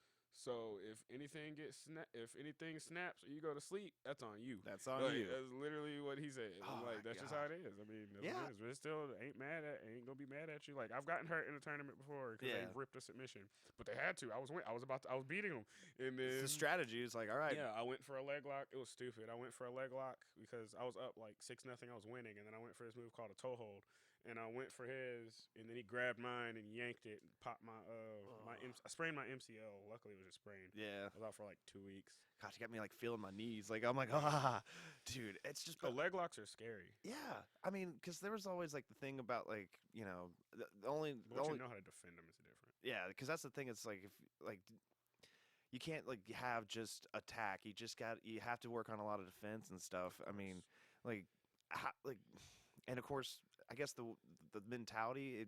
I don't know if this is how you approach it, but do you like approach it with more of a I want to know all the moves, and then like do you like learn the move first, or do you like learn the defense of it first? Depends in certain situations. Stuff like leg locks in general, I started working on defense first. Really, in general, for most things, you work defense first. Because when you're a white belt, you pretty much only can work defense because You're just trying to can't survive. attack anyone. 'cause Yeah. you're always on defense. So you pretty much are only working defense as a white belt for the most part. So of course you get to a point to where you can get some other white belts and stuff, so you can kind of go on the offense. But now at this point, I just kind of learn stuff as I want to learn. Because at this point, I have like a game developed. Like I have a style. Like I know stuff that I do. So like, say I see a random move like on Instagram or something that actually fits in my game, I can pretty much just add it in. It was like, oh, I can start doing that now. It's like, Cool. ooh, I that's might have to try it one time for me to be able to do it once you've already started learning so much. But like So you gotta look at stuff like a concept, like the Yeah. leg stuff. There's certain stuff you gotta know to defend leg attacks. Like with like I'm not a big leg lock guy. I don't go for leg locks, but I know how to defend them. Yeah. Because once you get to like blue, purple, above, they start allowing more leg locks. Because certain stuff wouldn't be legal at like white belt. All you can do is like a straight ankle lock. Like, Yeah. that's like the least dangerous leg lock. But then once you get to like blue, purple, depending on the tournament, then you can do heel hooks, knee bars, toe holds, all the other dangerous stuff. And then you just, if you don't know the defense, you're gonna get screwed up. Like that was like I said in that PGF thing. I went against that 15-year purple belt. He was a leg locker. Yeah. He was like specifically a leg lock guy. He was going for my legs the entire time. There was literally a point where I almost tapped because he was cranking my foot, and I was like, and then luckily I slipped out a little bit to where I Yeah. could stop, and I didn't tap, and then I got out. Well, that's the But yeah, it's what- crazy. like I mean, like that's the thing with like I've seen some of those, and like I said, this is the not just the fan looking at it and stuff at the sport. Like, oh, well, why don't you just pull your leg out there? It's like, well, you don't notice that he's got his foot on his hip, so that way, like Plus, if you just yank the wrong way, you can mess yourself. That's another that's why stuff like heel hooks. If I'm rolling with like say a white belt or something, or even just somebody that I know doesn't really do leg stuff like that, like they don't attack legs, yeah, I won't hit them with a heel hook because people don't know what to do and they might spin the wrong way or just yank out and then they're gonna tear their own stuff. Because I might have it in a position where if you move wrong, then it's gonna tear. Even if I don't crank, it's just because you moved it. you yourself. cranked it on yourself. Yeah, because I'm keeping everything stable. So now if you move, it's gonna tear that one part that's not moving. Like that's Jesus. yeah. I like there's just so much and that's kind of what's really been like really getting me more and more into like just enjoying the sport. Yeah. And I mean, like there's just it's literally there's no way to like describe it other than it's just you're trying to problem solve with extreme consequences. I think I've heard Joe Rogan say something like about it where it's just like jiu-jitsu is like extreme problem solving with dire consequences. Basically. I mean, because like you said, like you think, oh, and like how do you get out like with the rules and stuff? Like you've obviously trained, like for so long. Mm-hmm. How do you like kind of go in there with a rule change? Like, do you ever like find yourself like almost slipping up? Like Not usually. Like I mean, I always look because every tournament has slightly different rules, and then every different different jiu-jitsu promotion or whatever that does tournament, they might have slightly different rules. So I always read the rules first just in case, because different ones will allow different submissions at certain belt levels. Like some tournaments will let blue belts do heel hooks, toe holds, all that stuff.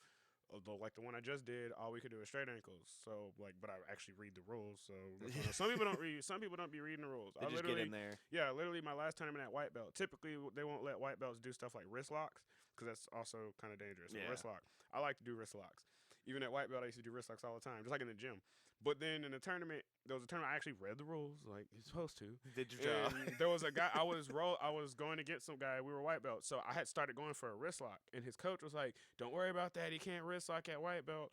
And then my coach was like, "Yeah, he can. He just read the rules to me before." I was like, everybody just started laughing. I kept going, and we all just started laughing. I just kept going for it. It's like you made a fatal error. Yeah, read the rules. Dude, oh But my- no, I mean it's very easy to adjust. I mean it's honestly not that hard to adjust to a different rule set because it's slight differences. yeah. You just gotta know. Like typically it's the submissions. I Mhm. typically just have to mainly look at what subs are allowed or not. Sometimes I'm upset. Like there was in my fight, there was a point. No, okay. So there's an example of where I almost did something I couldn't do. I like wrist lock. You can't wrist lock in amateur MMA. In my last fight, I was literally going for a wrist lock, just something I always do. It's like a threat of like typically when you go for wrist locks, you're not usually gonna get the finish, but it gets them to move. It teases it a little gets them to bit. move, Yeah. like where you want them to move. So I was about to go for it, and then I literally had to think, oh crap, I can't do that. I had It's like, whoop. like when I watch back on the film, I can see me go for it and then undo it and go back to something else. You saw I that was like I was like, "Ah." nope, wait, Like, nope, wait. can't do that. Man. So and then you said your next fight is April. You said Hopefully April 20th. April yeah. 20th? They got me somebody for April 20th. So Where's that gonna be at? Buford Tannery Row. Oh hell yeah, dude. Well, definitely got to. I'm definitely gonna come out to that It's one. hilarious because it's actually look at the date. April. And it's actually like 420 themed as well. Like that, the whole fight card is gonna be 420 themed. Sponsored by Blazing in Buford. Blaze. That's what it's gonna Oh be my called, god. Blazing in Buford. Gonna get a contact eye going to that Yeah. place.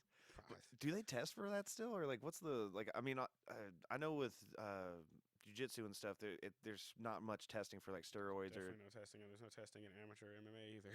Oh Yeah. Jesus! I don't think there's testing in amateur MMA either. I've never been tested. I mean, dude. I mean, we have to get blood work for like diseases and like make sure we don't got no kind of like hepatitis yeah or stuff like that. Yeah. Yeah, but nah, I don't think there's even drug testing at freaking amateur level in Georgia. I mean, how do you feel about that? Do you feel like I never really thought about it until just now.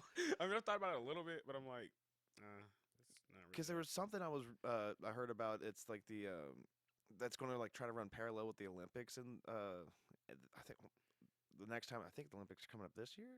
No, it's every 4 years, right? Yeah, I can't remember. Or was that the when it World because Cup? it got screwed up with COVID. Yeah. So now I can't remember when the next one is at. I don't know. But it was COVID had screwed it up, and they had to do it a year off. Yeah, and then that was we could go forever on that. I mean, just the craziness. I had people asking me if I could sing with a mask on. It's like I'm outside. We're on the stage. It's like, we're not by you.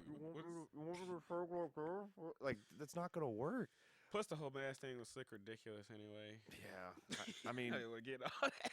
dude. And what was crazy is I had worked at one of my prior jobs that I had. I sold safety equipment, and so like it was everything from mining to like harnesses, gas detectors, all kinds of stuff. But one of the other safety protocols is like, because we want to sell to everybody. Basically, is like we had contracts with people like Honeywell, 3M, these big companies that make a ton of stuff, and we would have a deal with them where it's like, hey, we get wholesale pricing, and then I would come in as the agent trying to sell it, and so I had to get trained on that stuff, and I was sitting there, and some friends of mine and some people really close to me were very much on the mass train, and I was like, listen, I've gone through OSHA training. I've gone through all these different certifications on masks.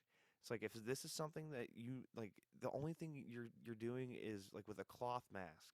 Yeah, especially. Or like when it got cold, like towards the end of 2020, just look at people like, where's your mask? And I'm like, and you could see like the condensation, like the like it's like. Still, Like what germs are still going. I mean, and then half the time people had it down off their nose. Yeah, they're pulling it off all the time anyway. They walk up to you, takes off their mask. Could you put your mask on? What's the point of having it on if you're gonna take it off to talk to me? Yeah, it was a lot. Everyone and that's gonna be one of the things our children probably ask us. Like, what was it like? It was like, you learned that some people mean well. They mean well, but they're idiots. So you heard that thing lately. I forgot who it was that just said it, but they said apparently there was no scientific evidence behind the 6 foot rule or whatever. Because they was literally just saying stuff. They just started saying crap. Oh yeah. I mean, dude, I love to put on my tinfoil hat, and just like, what is this conspiracy about? There's all these crazy things I hear about. Like one of my favorite ones now is the Mandela effect. Like there was one that was been going around on the interwebs was the Fruit of the Loom theory. So like Fruit of the Loom, the clothing company, a lady was going nuts. She's like, they used to have a cornucopia on it, and she found like some old stuff, like an old Fruit of the Loom T-shirt that had the cornucopia. That's like a little basket thing. Yeah, and it did, didn't it? And but everyone was telling her no, it never did. And the whole theory behind it, like the Bernstein Bears versus the Breinstein. There's a bunch of like those little weird caveats. Like, did Pikachu actually have like the black stripe on his tail, or was it always just yellow? There's just weird little things that that they just changed and didn't say nothing, and then you didn't notice, and then you notice way later. It was like, wait a minute. I mean, there's like this, wasn't it? Yeah, I mean, and like, was it? Was it like I have a life to live. I have a job I gotta do. I got so many other important things that I don't have time to spend hours and hours like looking into this. Yeah. But I mean, I feel like that's the whole part of the distraction of it. But like one of my another one I heard was like, have you ever heard about the lead paint? Like what? Like back there, like how they used. I mean, like in what? Yeah, lead-based paint. Yeah, I mean that's how paint used to be lead. Yeah, and in real estate and stuff, you have to declare if your house was made, but I think it's like before 1970 something. They can know if it had lead-based paint in there, so they have to redo it and stuff. But there's a thing now where it's like, well, the lead-based paint also blocks like EMF signals, because there's now one of the NSA, CIA kind of people came out and they were talking about how our Wi-Fi routers, they emit Wi-Fi. Yeah.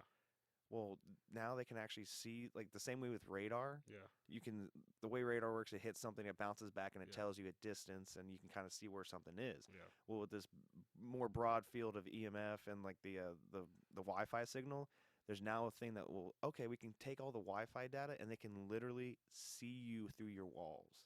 Like That's why they want the lead paint gone. Is that what they're saying? yeah, Like, that's the theory. Like the theory. Like I'm Yeah. obviously I'm your average Yeah. everyday idiot, but it's like it's just like, am I going to really look into it? No.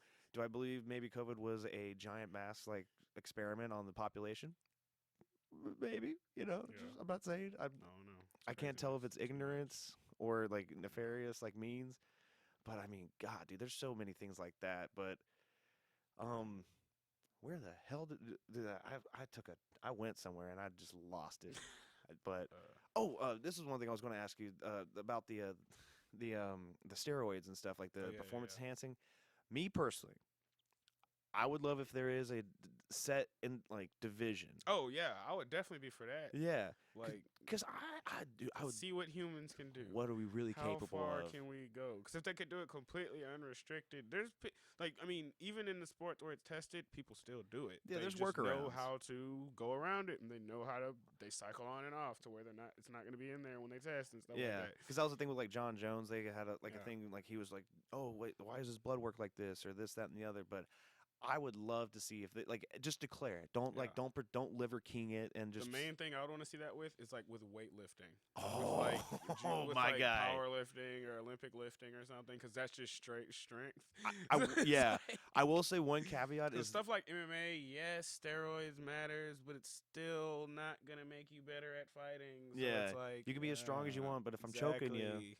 yeah, It's like technique still, like strength matters when technique is similar, but if you're so focused on being strong, it's like, yeah. But also a thing about people that be doing steroids and all that kind of stuff like that, testosterone and all that kind of stuff, a lot of that most of it's to help recovery and stuff. It's just so they can train harder. Yeah. Like, all you do is end up working harder with it, but it's still, like, I mean, even but if it's like also damaging, like- it can be damaging. yeah, like But a you- lot of stuff can be damaging. The you- sport is damaging itself. I've so. heard a lot of people with like getting their neck back, their shoulders, a lot of those like joints and stuff. Mhm. It's like something gets torn up. There are kind of new things coming up about those like growth hormones. Just like, hey, we're not trying to grow all your muscles. We're just Oh, trying. there's all kind of stuff. I literally got a steroid shot in my knee when Yeah. I sprained my MCL. I mean, it's like it's like not the same. It's not like anabolic steroid. Yeah. But it's like it's still a steroid. That's the type of stuff they use it for stuff. So it's like, yeah. Yeah, I just would love to see like weightlifting. Definitely, I just think the only caveat is you do need to have a very, very in-depth like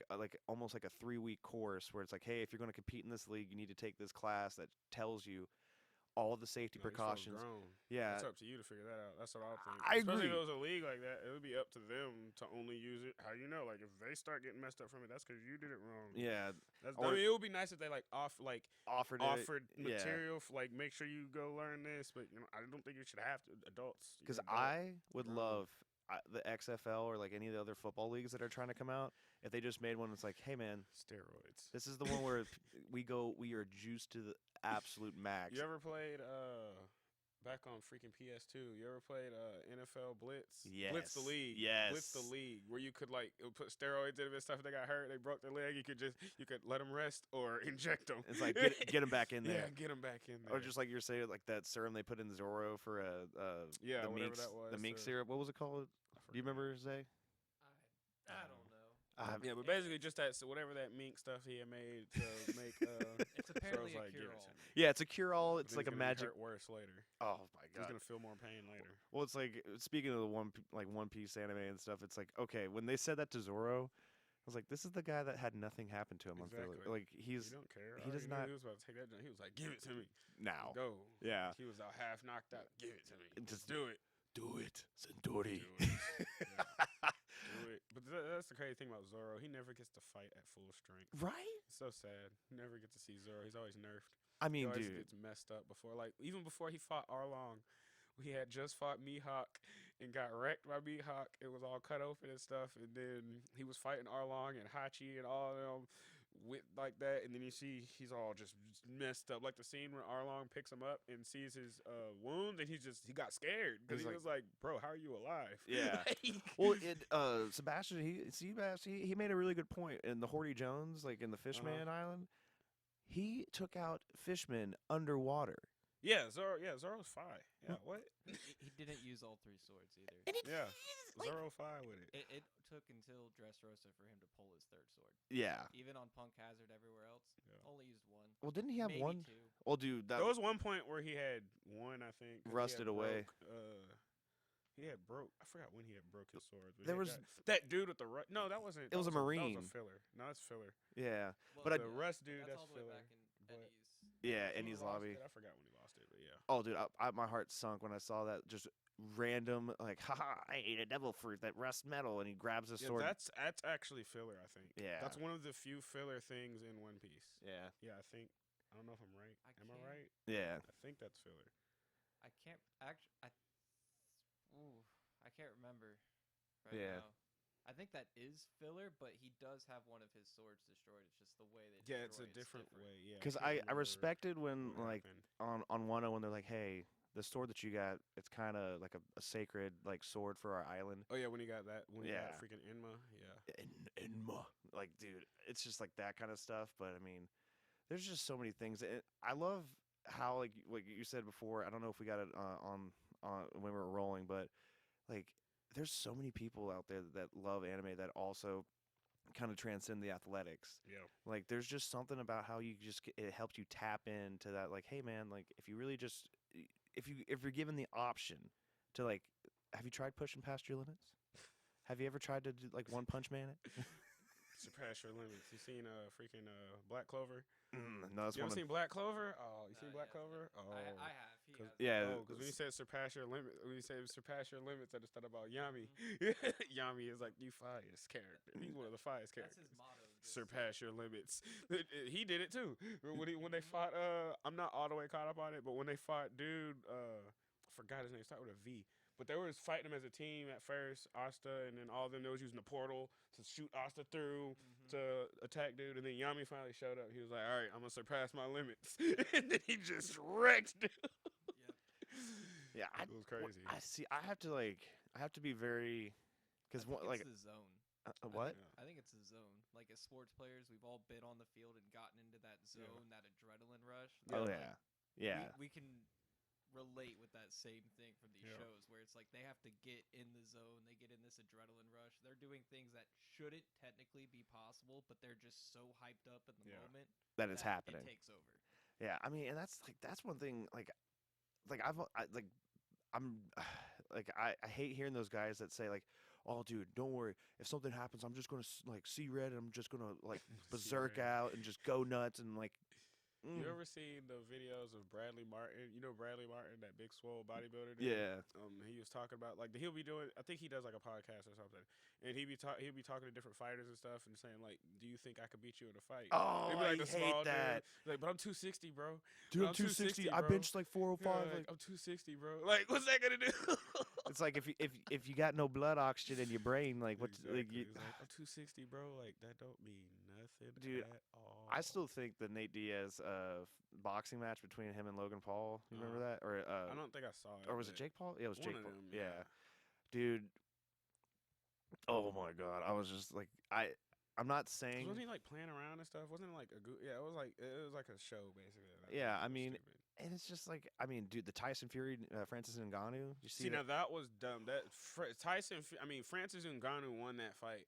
That was dumb. They Yeah. even, if you saw the thing, they gave him way longer, like on the count. The like, count, when yeah. when he was standing over him.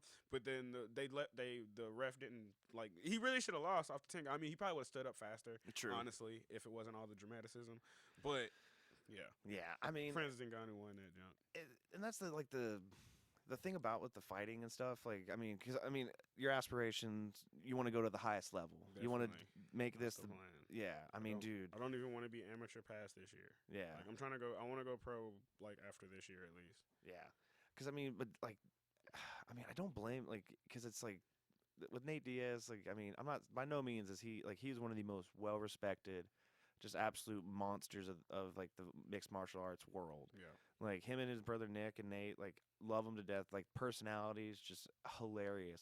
But I mean, like you're a physical being. You only have so much that you can give.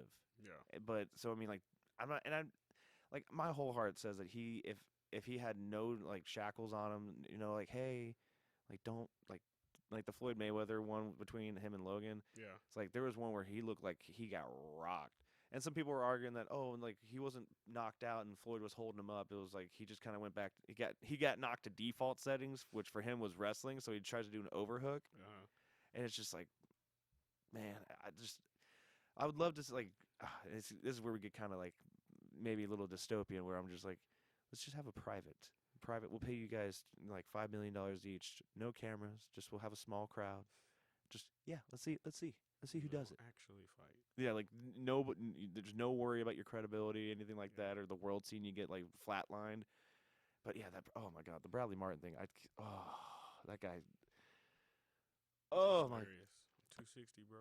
I'm 260, bro. You think I'm like, dude? You know how many people that's that big that I folded up? Yeah, just new. I was just in the gym new. I'm like, oh, big guy. I love when big swole dudes come in the gym and they're new. I'm like, yes, let's fold him up. Let's get Show you him what's humbled. up. Yeah. It's like, did you eat your humble pie today? Because you're about to get served. Like, there's just no getting around. Like, you just can't. I lost to a smaller dude yesterday. Yeah, there was one of the guys that beat me it was like the challenger division, which is like the 175 and under. It's basically like in jiu-jitsu tournaments, there's usually absolute divisions where it's open weight, same belt but any weight. Like I do those all the time. Like I've gone against. That seems crazy because you could just like the variation, like cause any size. Yep. Yeah. Any size. Like any what? weight. Yeah, like I went against a 6'4", 200-pound dude one time. Oh, wait a sec, 6'4" and like. Yeah, 6'4", 200. It was an absolute division. Oh my god. And the last tournament I did in October, I did the absolute division. I went against a dude that was probably like, he was like my height, but he was like 220, 230, something like that. And then this last one, there was a kid that was smaller than me, so it was 175 and under. I could tell he was probably like 150, something like that, maybe. Yeah. So I was just thinking, okay, cool. Like I wasn't even wrestling with people. I was like pulling guard and stuff. With him, I tried to wrestle because I was like, I'm gonna wrestle him. He's small, and then he beat me. Just points, but he beat me because he got to a good position. And I was screwed up. I was like, crap, I lost to this little dude. It happens. Is the point system different in the league you're in, or is it like how does just for people who maybe don't know it, like how like with jiu-jitsu, let's just start like with jiu-jitsu, like there's points for how long you have people on the ground, or how's that kind of break out? So typically with points, you get points for a takedown, like you get somebody from standing to the ground, that's points. You'll get points for sweeping someone, which is like, say if you're on the ground and they're on top of you and you're able to flip them over to their back and you're on top. Just pull that Uno reverse card. Yeah, and you're on top. Now that's points. If you pass their guard, which is getting past their hips, like if you're able to get past their hips, like get on top of them out where you're actually sitting all the way on their chest or on their stomach, past their hips. Basically, if you're past their hips, that's past their guard. Get points for that. If you're on somebody's back, you get points for that. Just certain dominant positions get you points. Yeah, that makes sense. You gotta hold it for like 3 seconds for it to count, because someone can scramble and still get out. But like, say if you get to a dominant position, hold it for 3 seconds, then give you points. Like, hell yeah. I mean, that's because I've heard some other MMA podcasts and jiu-jitsu guys. They'll talk about how they.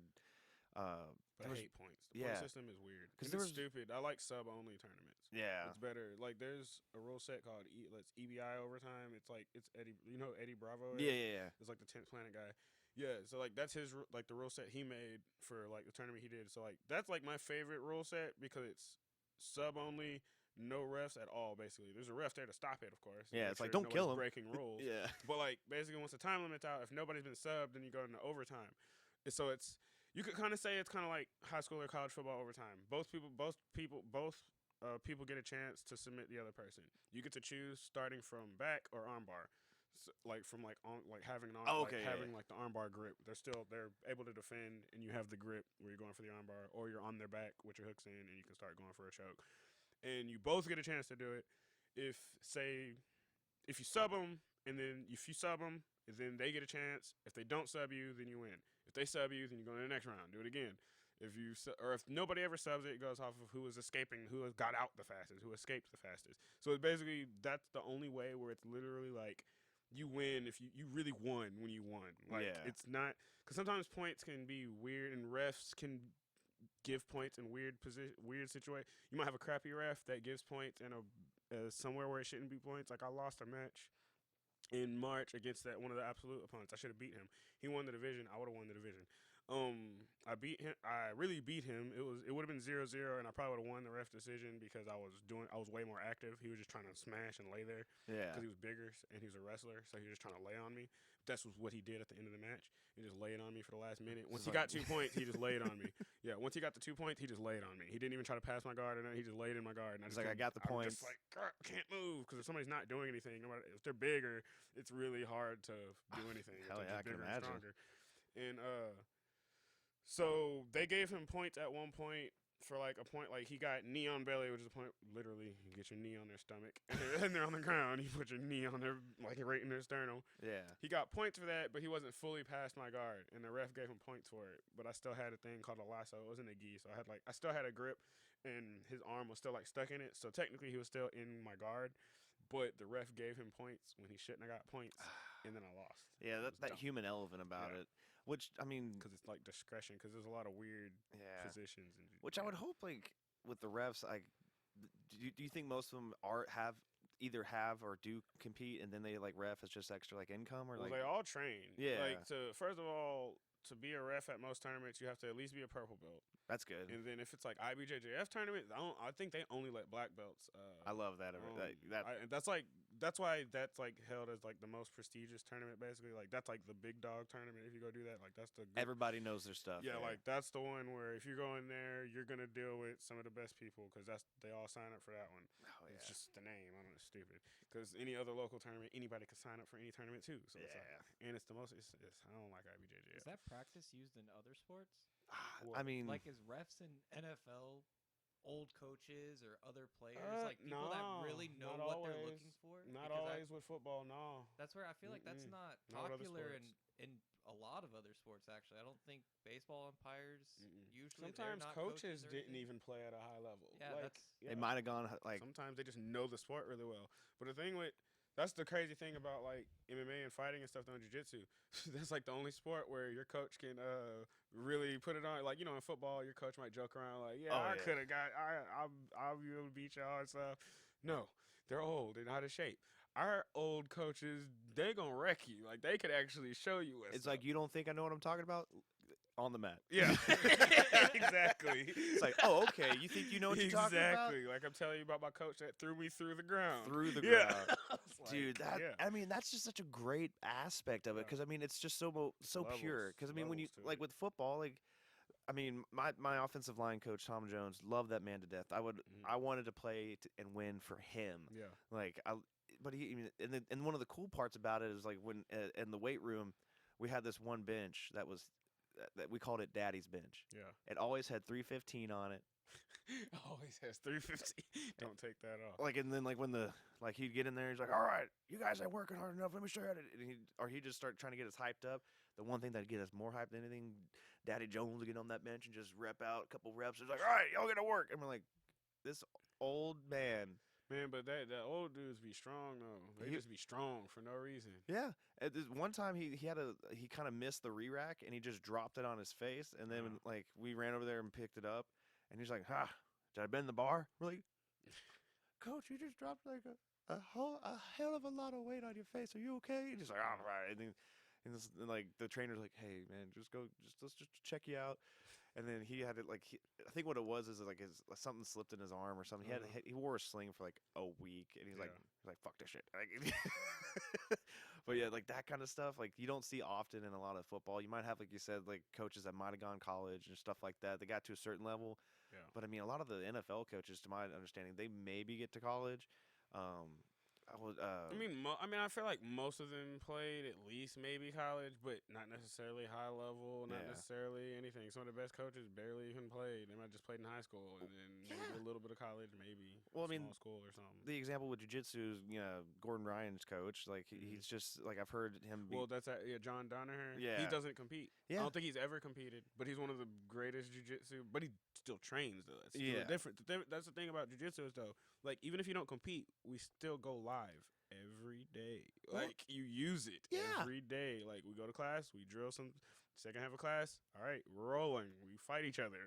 It we feels go rounds and fight each other live. And I mean, just the amount of people that I've heard from like celebrities. I mean, dude, when I saw Mark Zuckerberg, dude, Yeah. He's actually been training for a minute now. Yeah. I think they gave him. I think he got his blue belt. Man, I want to compete against him. I wreck Mark Zuckerberg, Dude. Not necessarily though. Never know. He might be a beast. He be training with a lot of the Yeah. high level people.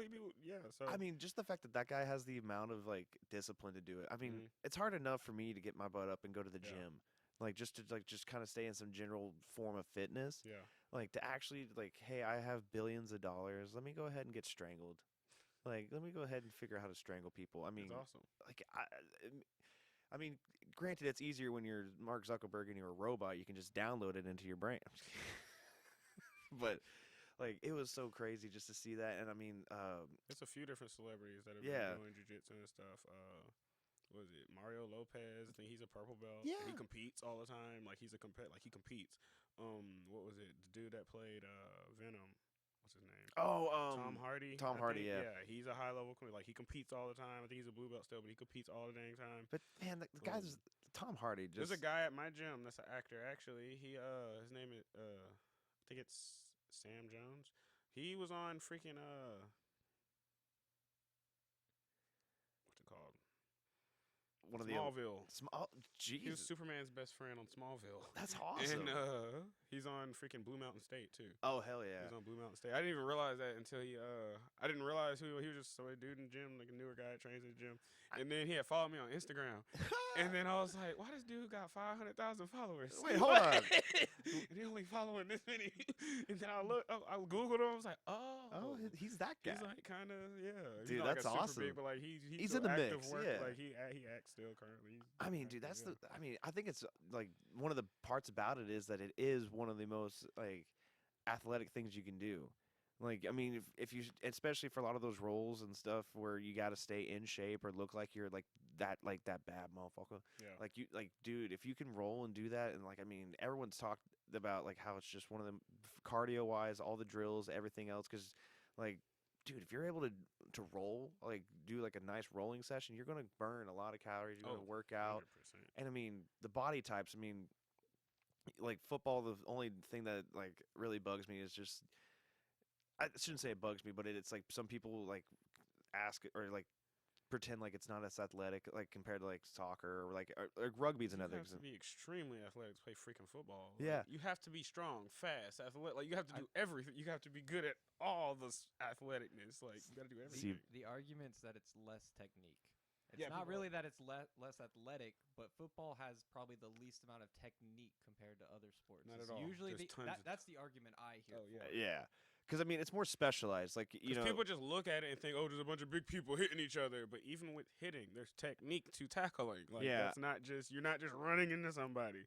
Yeah, you see, it looks like people are doing that all the time, but there's literally when we start football season, we go through slow motion tackling. all right, Break down, walk up, Work step on your foot, up, step roll right up. here. Yeah, I used I to mean, hate doing that at the beginning of oh every my season. God, I dude. go through the slow motion tackling. Like, can we get to full speed? I've Can been we- playing since I was 12. like come on, like I know what I'm doing, but it, I want to hit, but they gotta the new people. There's always new people. you got to get those fundamentals like yeah. solid and stuff. But I mean, like yeah, it's just But like senior year, you get tired of all that crap. Some dang slow motion tackling. I used to hate that crap. oh, dude. Well, I mean, like kind of like with the way the college is, which I don't.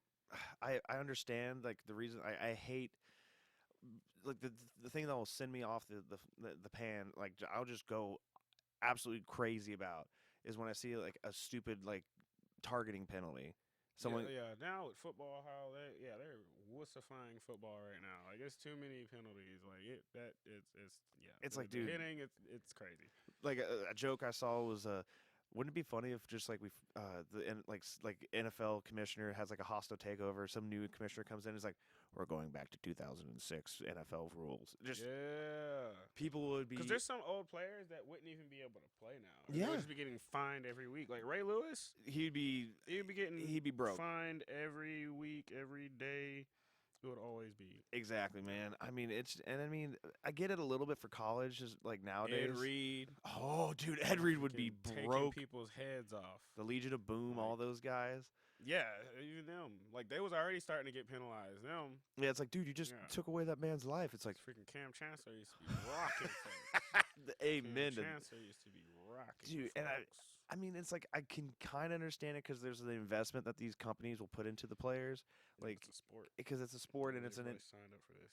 It's like we're grown men that signed up to run into each other. Yeah, it's at full stop speed. Trying to make it safer. Yeah, it's we didn't. Already dangerous. We want to hit. We want the danger's the fun part. It's yes.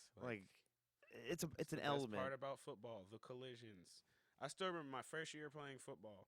When I was 12, I played with Collins Hill at with the Gwinnett Parks or whatever. Yeah. Played at Collins Hill. I can remember my very first day, like the little orientation thing, and I can remember the coach talking to all of us saying, "People say football is a contact sport. It's not a contact sport.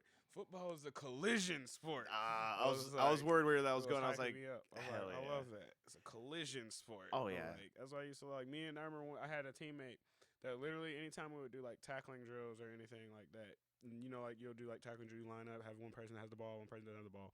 Any tackling drill we did, me and him would always pair up. We always had an agreement, no juking. It's like we are colliding. Basically. Our coaches used to get so mad. It's like quit trying to kill each other. Basically, we were also two of the people that never got hurt either. Yeah. We never got hurt. So like we would always do that every time. Literally, we were just who can run who over.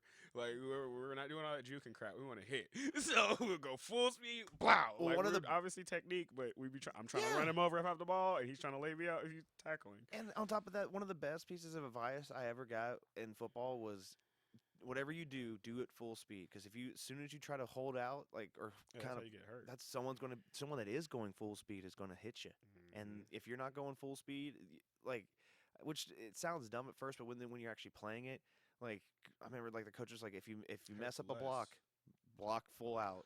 Yeah, I remember that. Yeah, that's because that little main thing. You turn it and then you next get thing you know you get smacked, or that could have you get in the way of the running back, or you somewhere just keep going. Just go. Everything mess up at 100%. Yeah, because everything's what my coach moving. Used to always say and it makes sense. And I mean, it's there's just I don't know. There's just something about it where it's you got to keep doing it. And I mean, the fact that was kind of the pride about it. Hey, these guys out playing football. The same thing with the fighters and stuff. You guys know the agreement coming into that ring. Yeah. We're here to go to war. Exactly. And I mean, if you cool after. Yeah. Right now. Well, I mean, I've heard that about rugby players too. It's they have the after party together. Man, yeah, rugby is crazy. I played 1 year of rugby in college. I didn't even know they did all that. Rugby is super cool. They are fun after. They go they almost killed me my first day trying to after the first game with them. We played a game. Because literally after rugby games, it's just their culture. After rugby games, both teams go to the bar and party together. Basically, it was just Silly Sunday or whatever. Yeah. Yeah, they just go together after the after the game, right after we just finished playing. Dude, when you clotheslined me, though. Yeah. It's I hated you, but hey, let me get you up here. No, but literally, that's kind of how jiu-jitsu is. Literally, in between our matches and stuff, we were all talking to each other, about what was going on. One of the matches I lost, dude hit me with my favorite choke.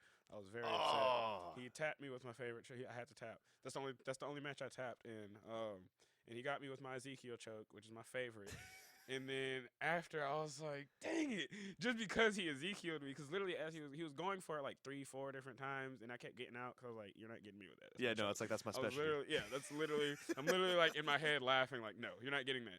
The next thing you know, he sinks it in. And I'm like, oh, crap. He got it. And then I had to tap. And I got up and I accidentally hit him in the leg. Just dang it, because I lost.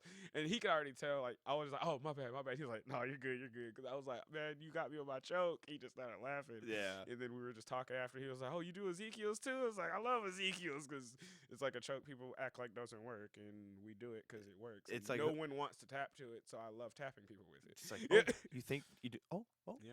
Yeah, well, there's a tap. No one likes to tap to it. But man, I just I can't wait to really see it's just cool because one of the things about this podcast, the reason it's called the Strange Herd is I've had the blessing of being able to meet so many cool people that have from high school, college, all these things, and just seeing where people have started and where they're going. Yeah, it's dude, we're all a strange group of folks on this little rock floating through space. Yeah, and I mean that's one of the best parts about it, and seeing because I was like, man, I almost when I reached out to you on the podcast, I typed it up. I was like, hey Blade, this isn't a pyramid scheme. I'm just reaching out to ask if you want to be on my pod. It's like, no, dude, he's fine. He's cool. He's I've definitely been hit with pyramid schemes from old friends. Hey, I've got a great opportunity for you. It's like, really? We haven't talked in 6 years. Yeah. He's like, I wonder what Cutco knives. Oh, oh, dude, I got one. Like I was looking for a job, and someone called me because they were just like, it was back in the day when you could just like buy people's phone numbers on like a lead system. So he's like, oh, here we bought all this information off the dark web, and yeah, and so I was looking for a job, and it's like, hey, is this Jared? I'm like, yeah. I was like, is this about the job interview? And they're like, yeah. And I was like, oh, cool. What do I got? What's the details? Like, oh yeah, just meet here and this time. And I walk in there, and it's like a mass interview of like 50 people. And it's just, and this dude walked. I remember the funniest thing about it was this dude walked out, and what looked like his older brother's like suit. Yeah. And he just like his hands, like the cuffs on the suit were like to his knuckles. Yeah. He's like, we're going to talk about our Cutco knives. I was like, I thought this was about the sales position for this other thing. And I'm like, oh, I got duped. Yeah. Well, there goes my Saturday. And then I was just like, all right, well, I'm here to try to make the best of it.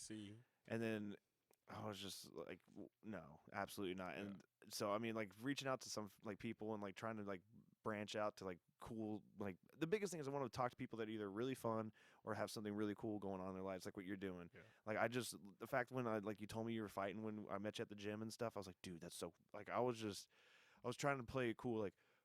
That was probably like around when I first started too. Yeah, really, when I was still at Crunch. Yeah, dude. Oh, man, I was like, dude, that's gonna be so cool. Like, because I mean, you've always been like, the persona I've always known about you is that super cool, straightforward, does not like mess around. If he's doing something, he's doing it. Like, I mean, so and just to see you like continue to grow and do this stuff, man, I cannot like wait to see. Just give us the details one more time. It's at Tannery Row, 420. Yeah, should be easy. It hasn't been like completely confirmed yet, but they got me an opponent, so I don't know if he's accepting it or not. We'll see. So I got hopefully he's 2-0. He should accept it. Yeah, dude. But, yeah. And is it? I'm guessing it's what day it is 420? Is that a Friday, Saturday? It's either a Friday or Saturday. I'm not sure. I haven't looked. Did it usually kind of go later in the evening kind of thing, or it's like evening time? I gotcha. Definitely let you know when the tickets start. Yeah, dude. Like when they start, like when they actually like get my poster, like when they make it official, then I'll be talking. Dude, about please it. do, man. And I'd love to like. I really want to fight in March too. I want to fight March 1st because I have another card March 1st, but they just haven't put me on there yet. So that's got to be one of the hard parts is getting everyone to agree. Because like, do you have to like kind of negotiate with your opponent like terms or stuff like that? Not really terms. No, they just got to find because the rules are the rules.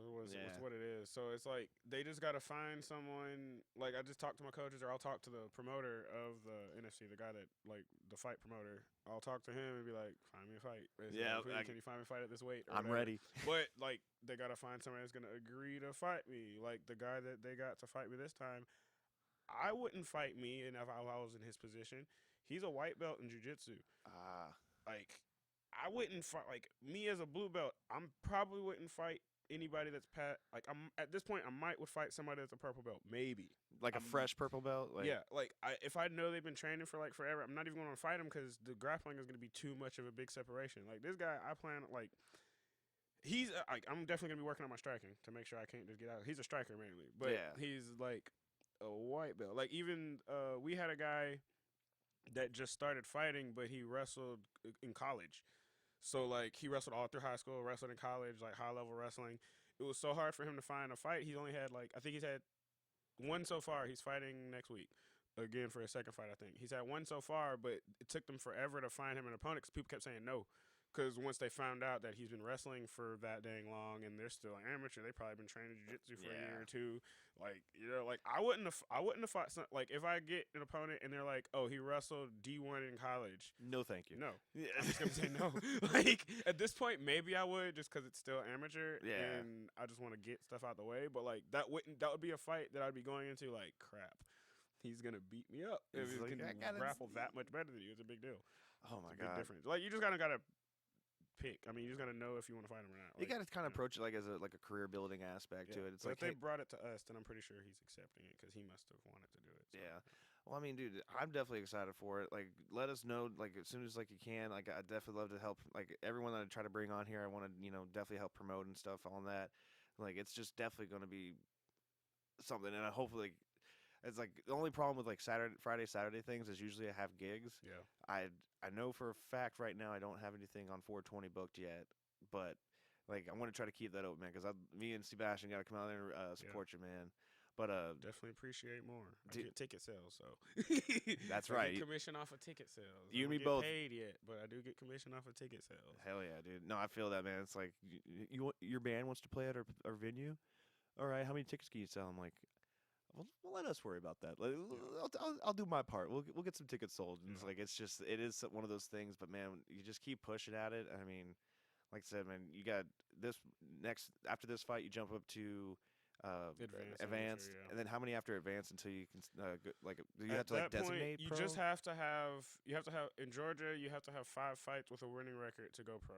You Mm. have to have had 5 fights with a winning record at any point. So like it used to be if you get a losing record then you can't go pro no more. But now if you say you go 4-1 or you go 3-2, now you're eligible to go pro, and then you stay an amateur and lose 2 fights. You're still eligible because you had a winning record with 5 fights at one point. Mm. So then you're eligible to be a pro in Georgia. So basically, after 5 fights, I can go pro once I decide I'm ready to.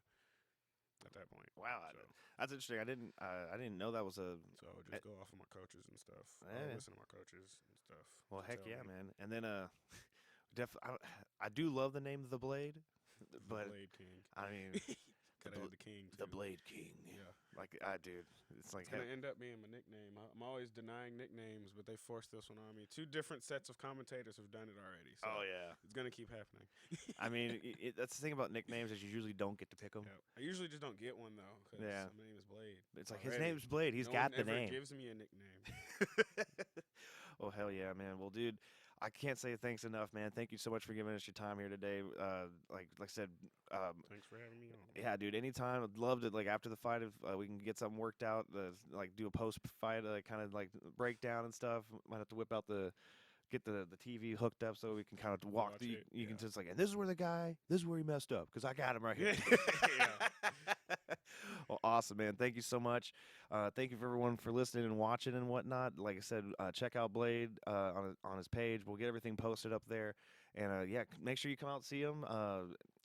420, baby. You know, the Blade King's going to blaze them guys out there. And you said Tannery Row, right? Tannery Row, yeah. Yeah, dude. Great venue, great people out there as well. So definitely, if y'all can make it out there, make some plans.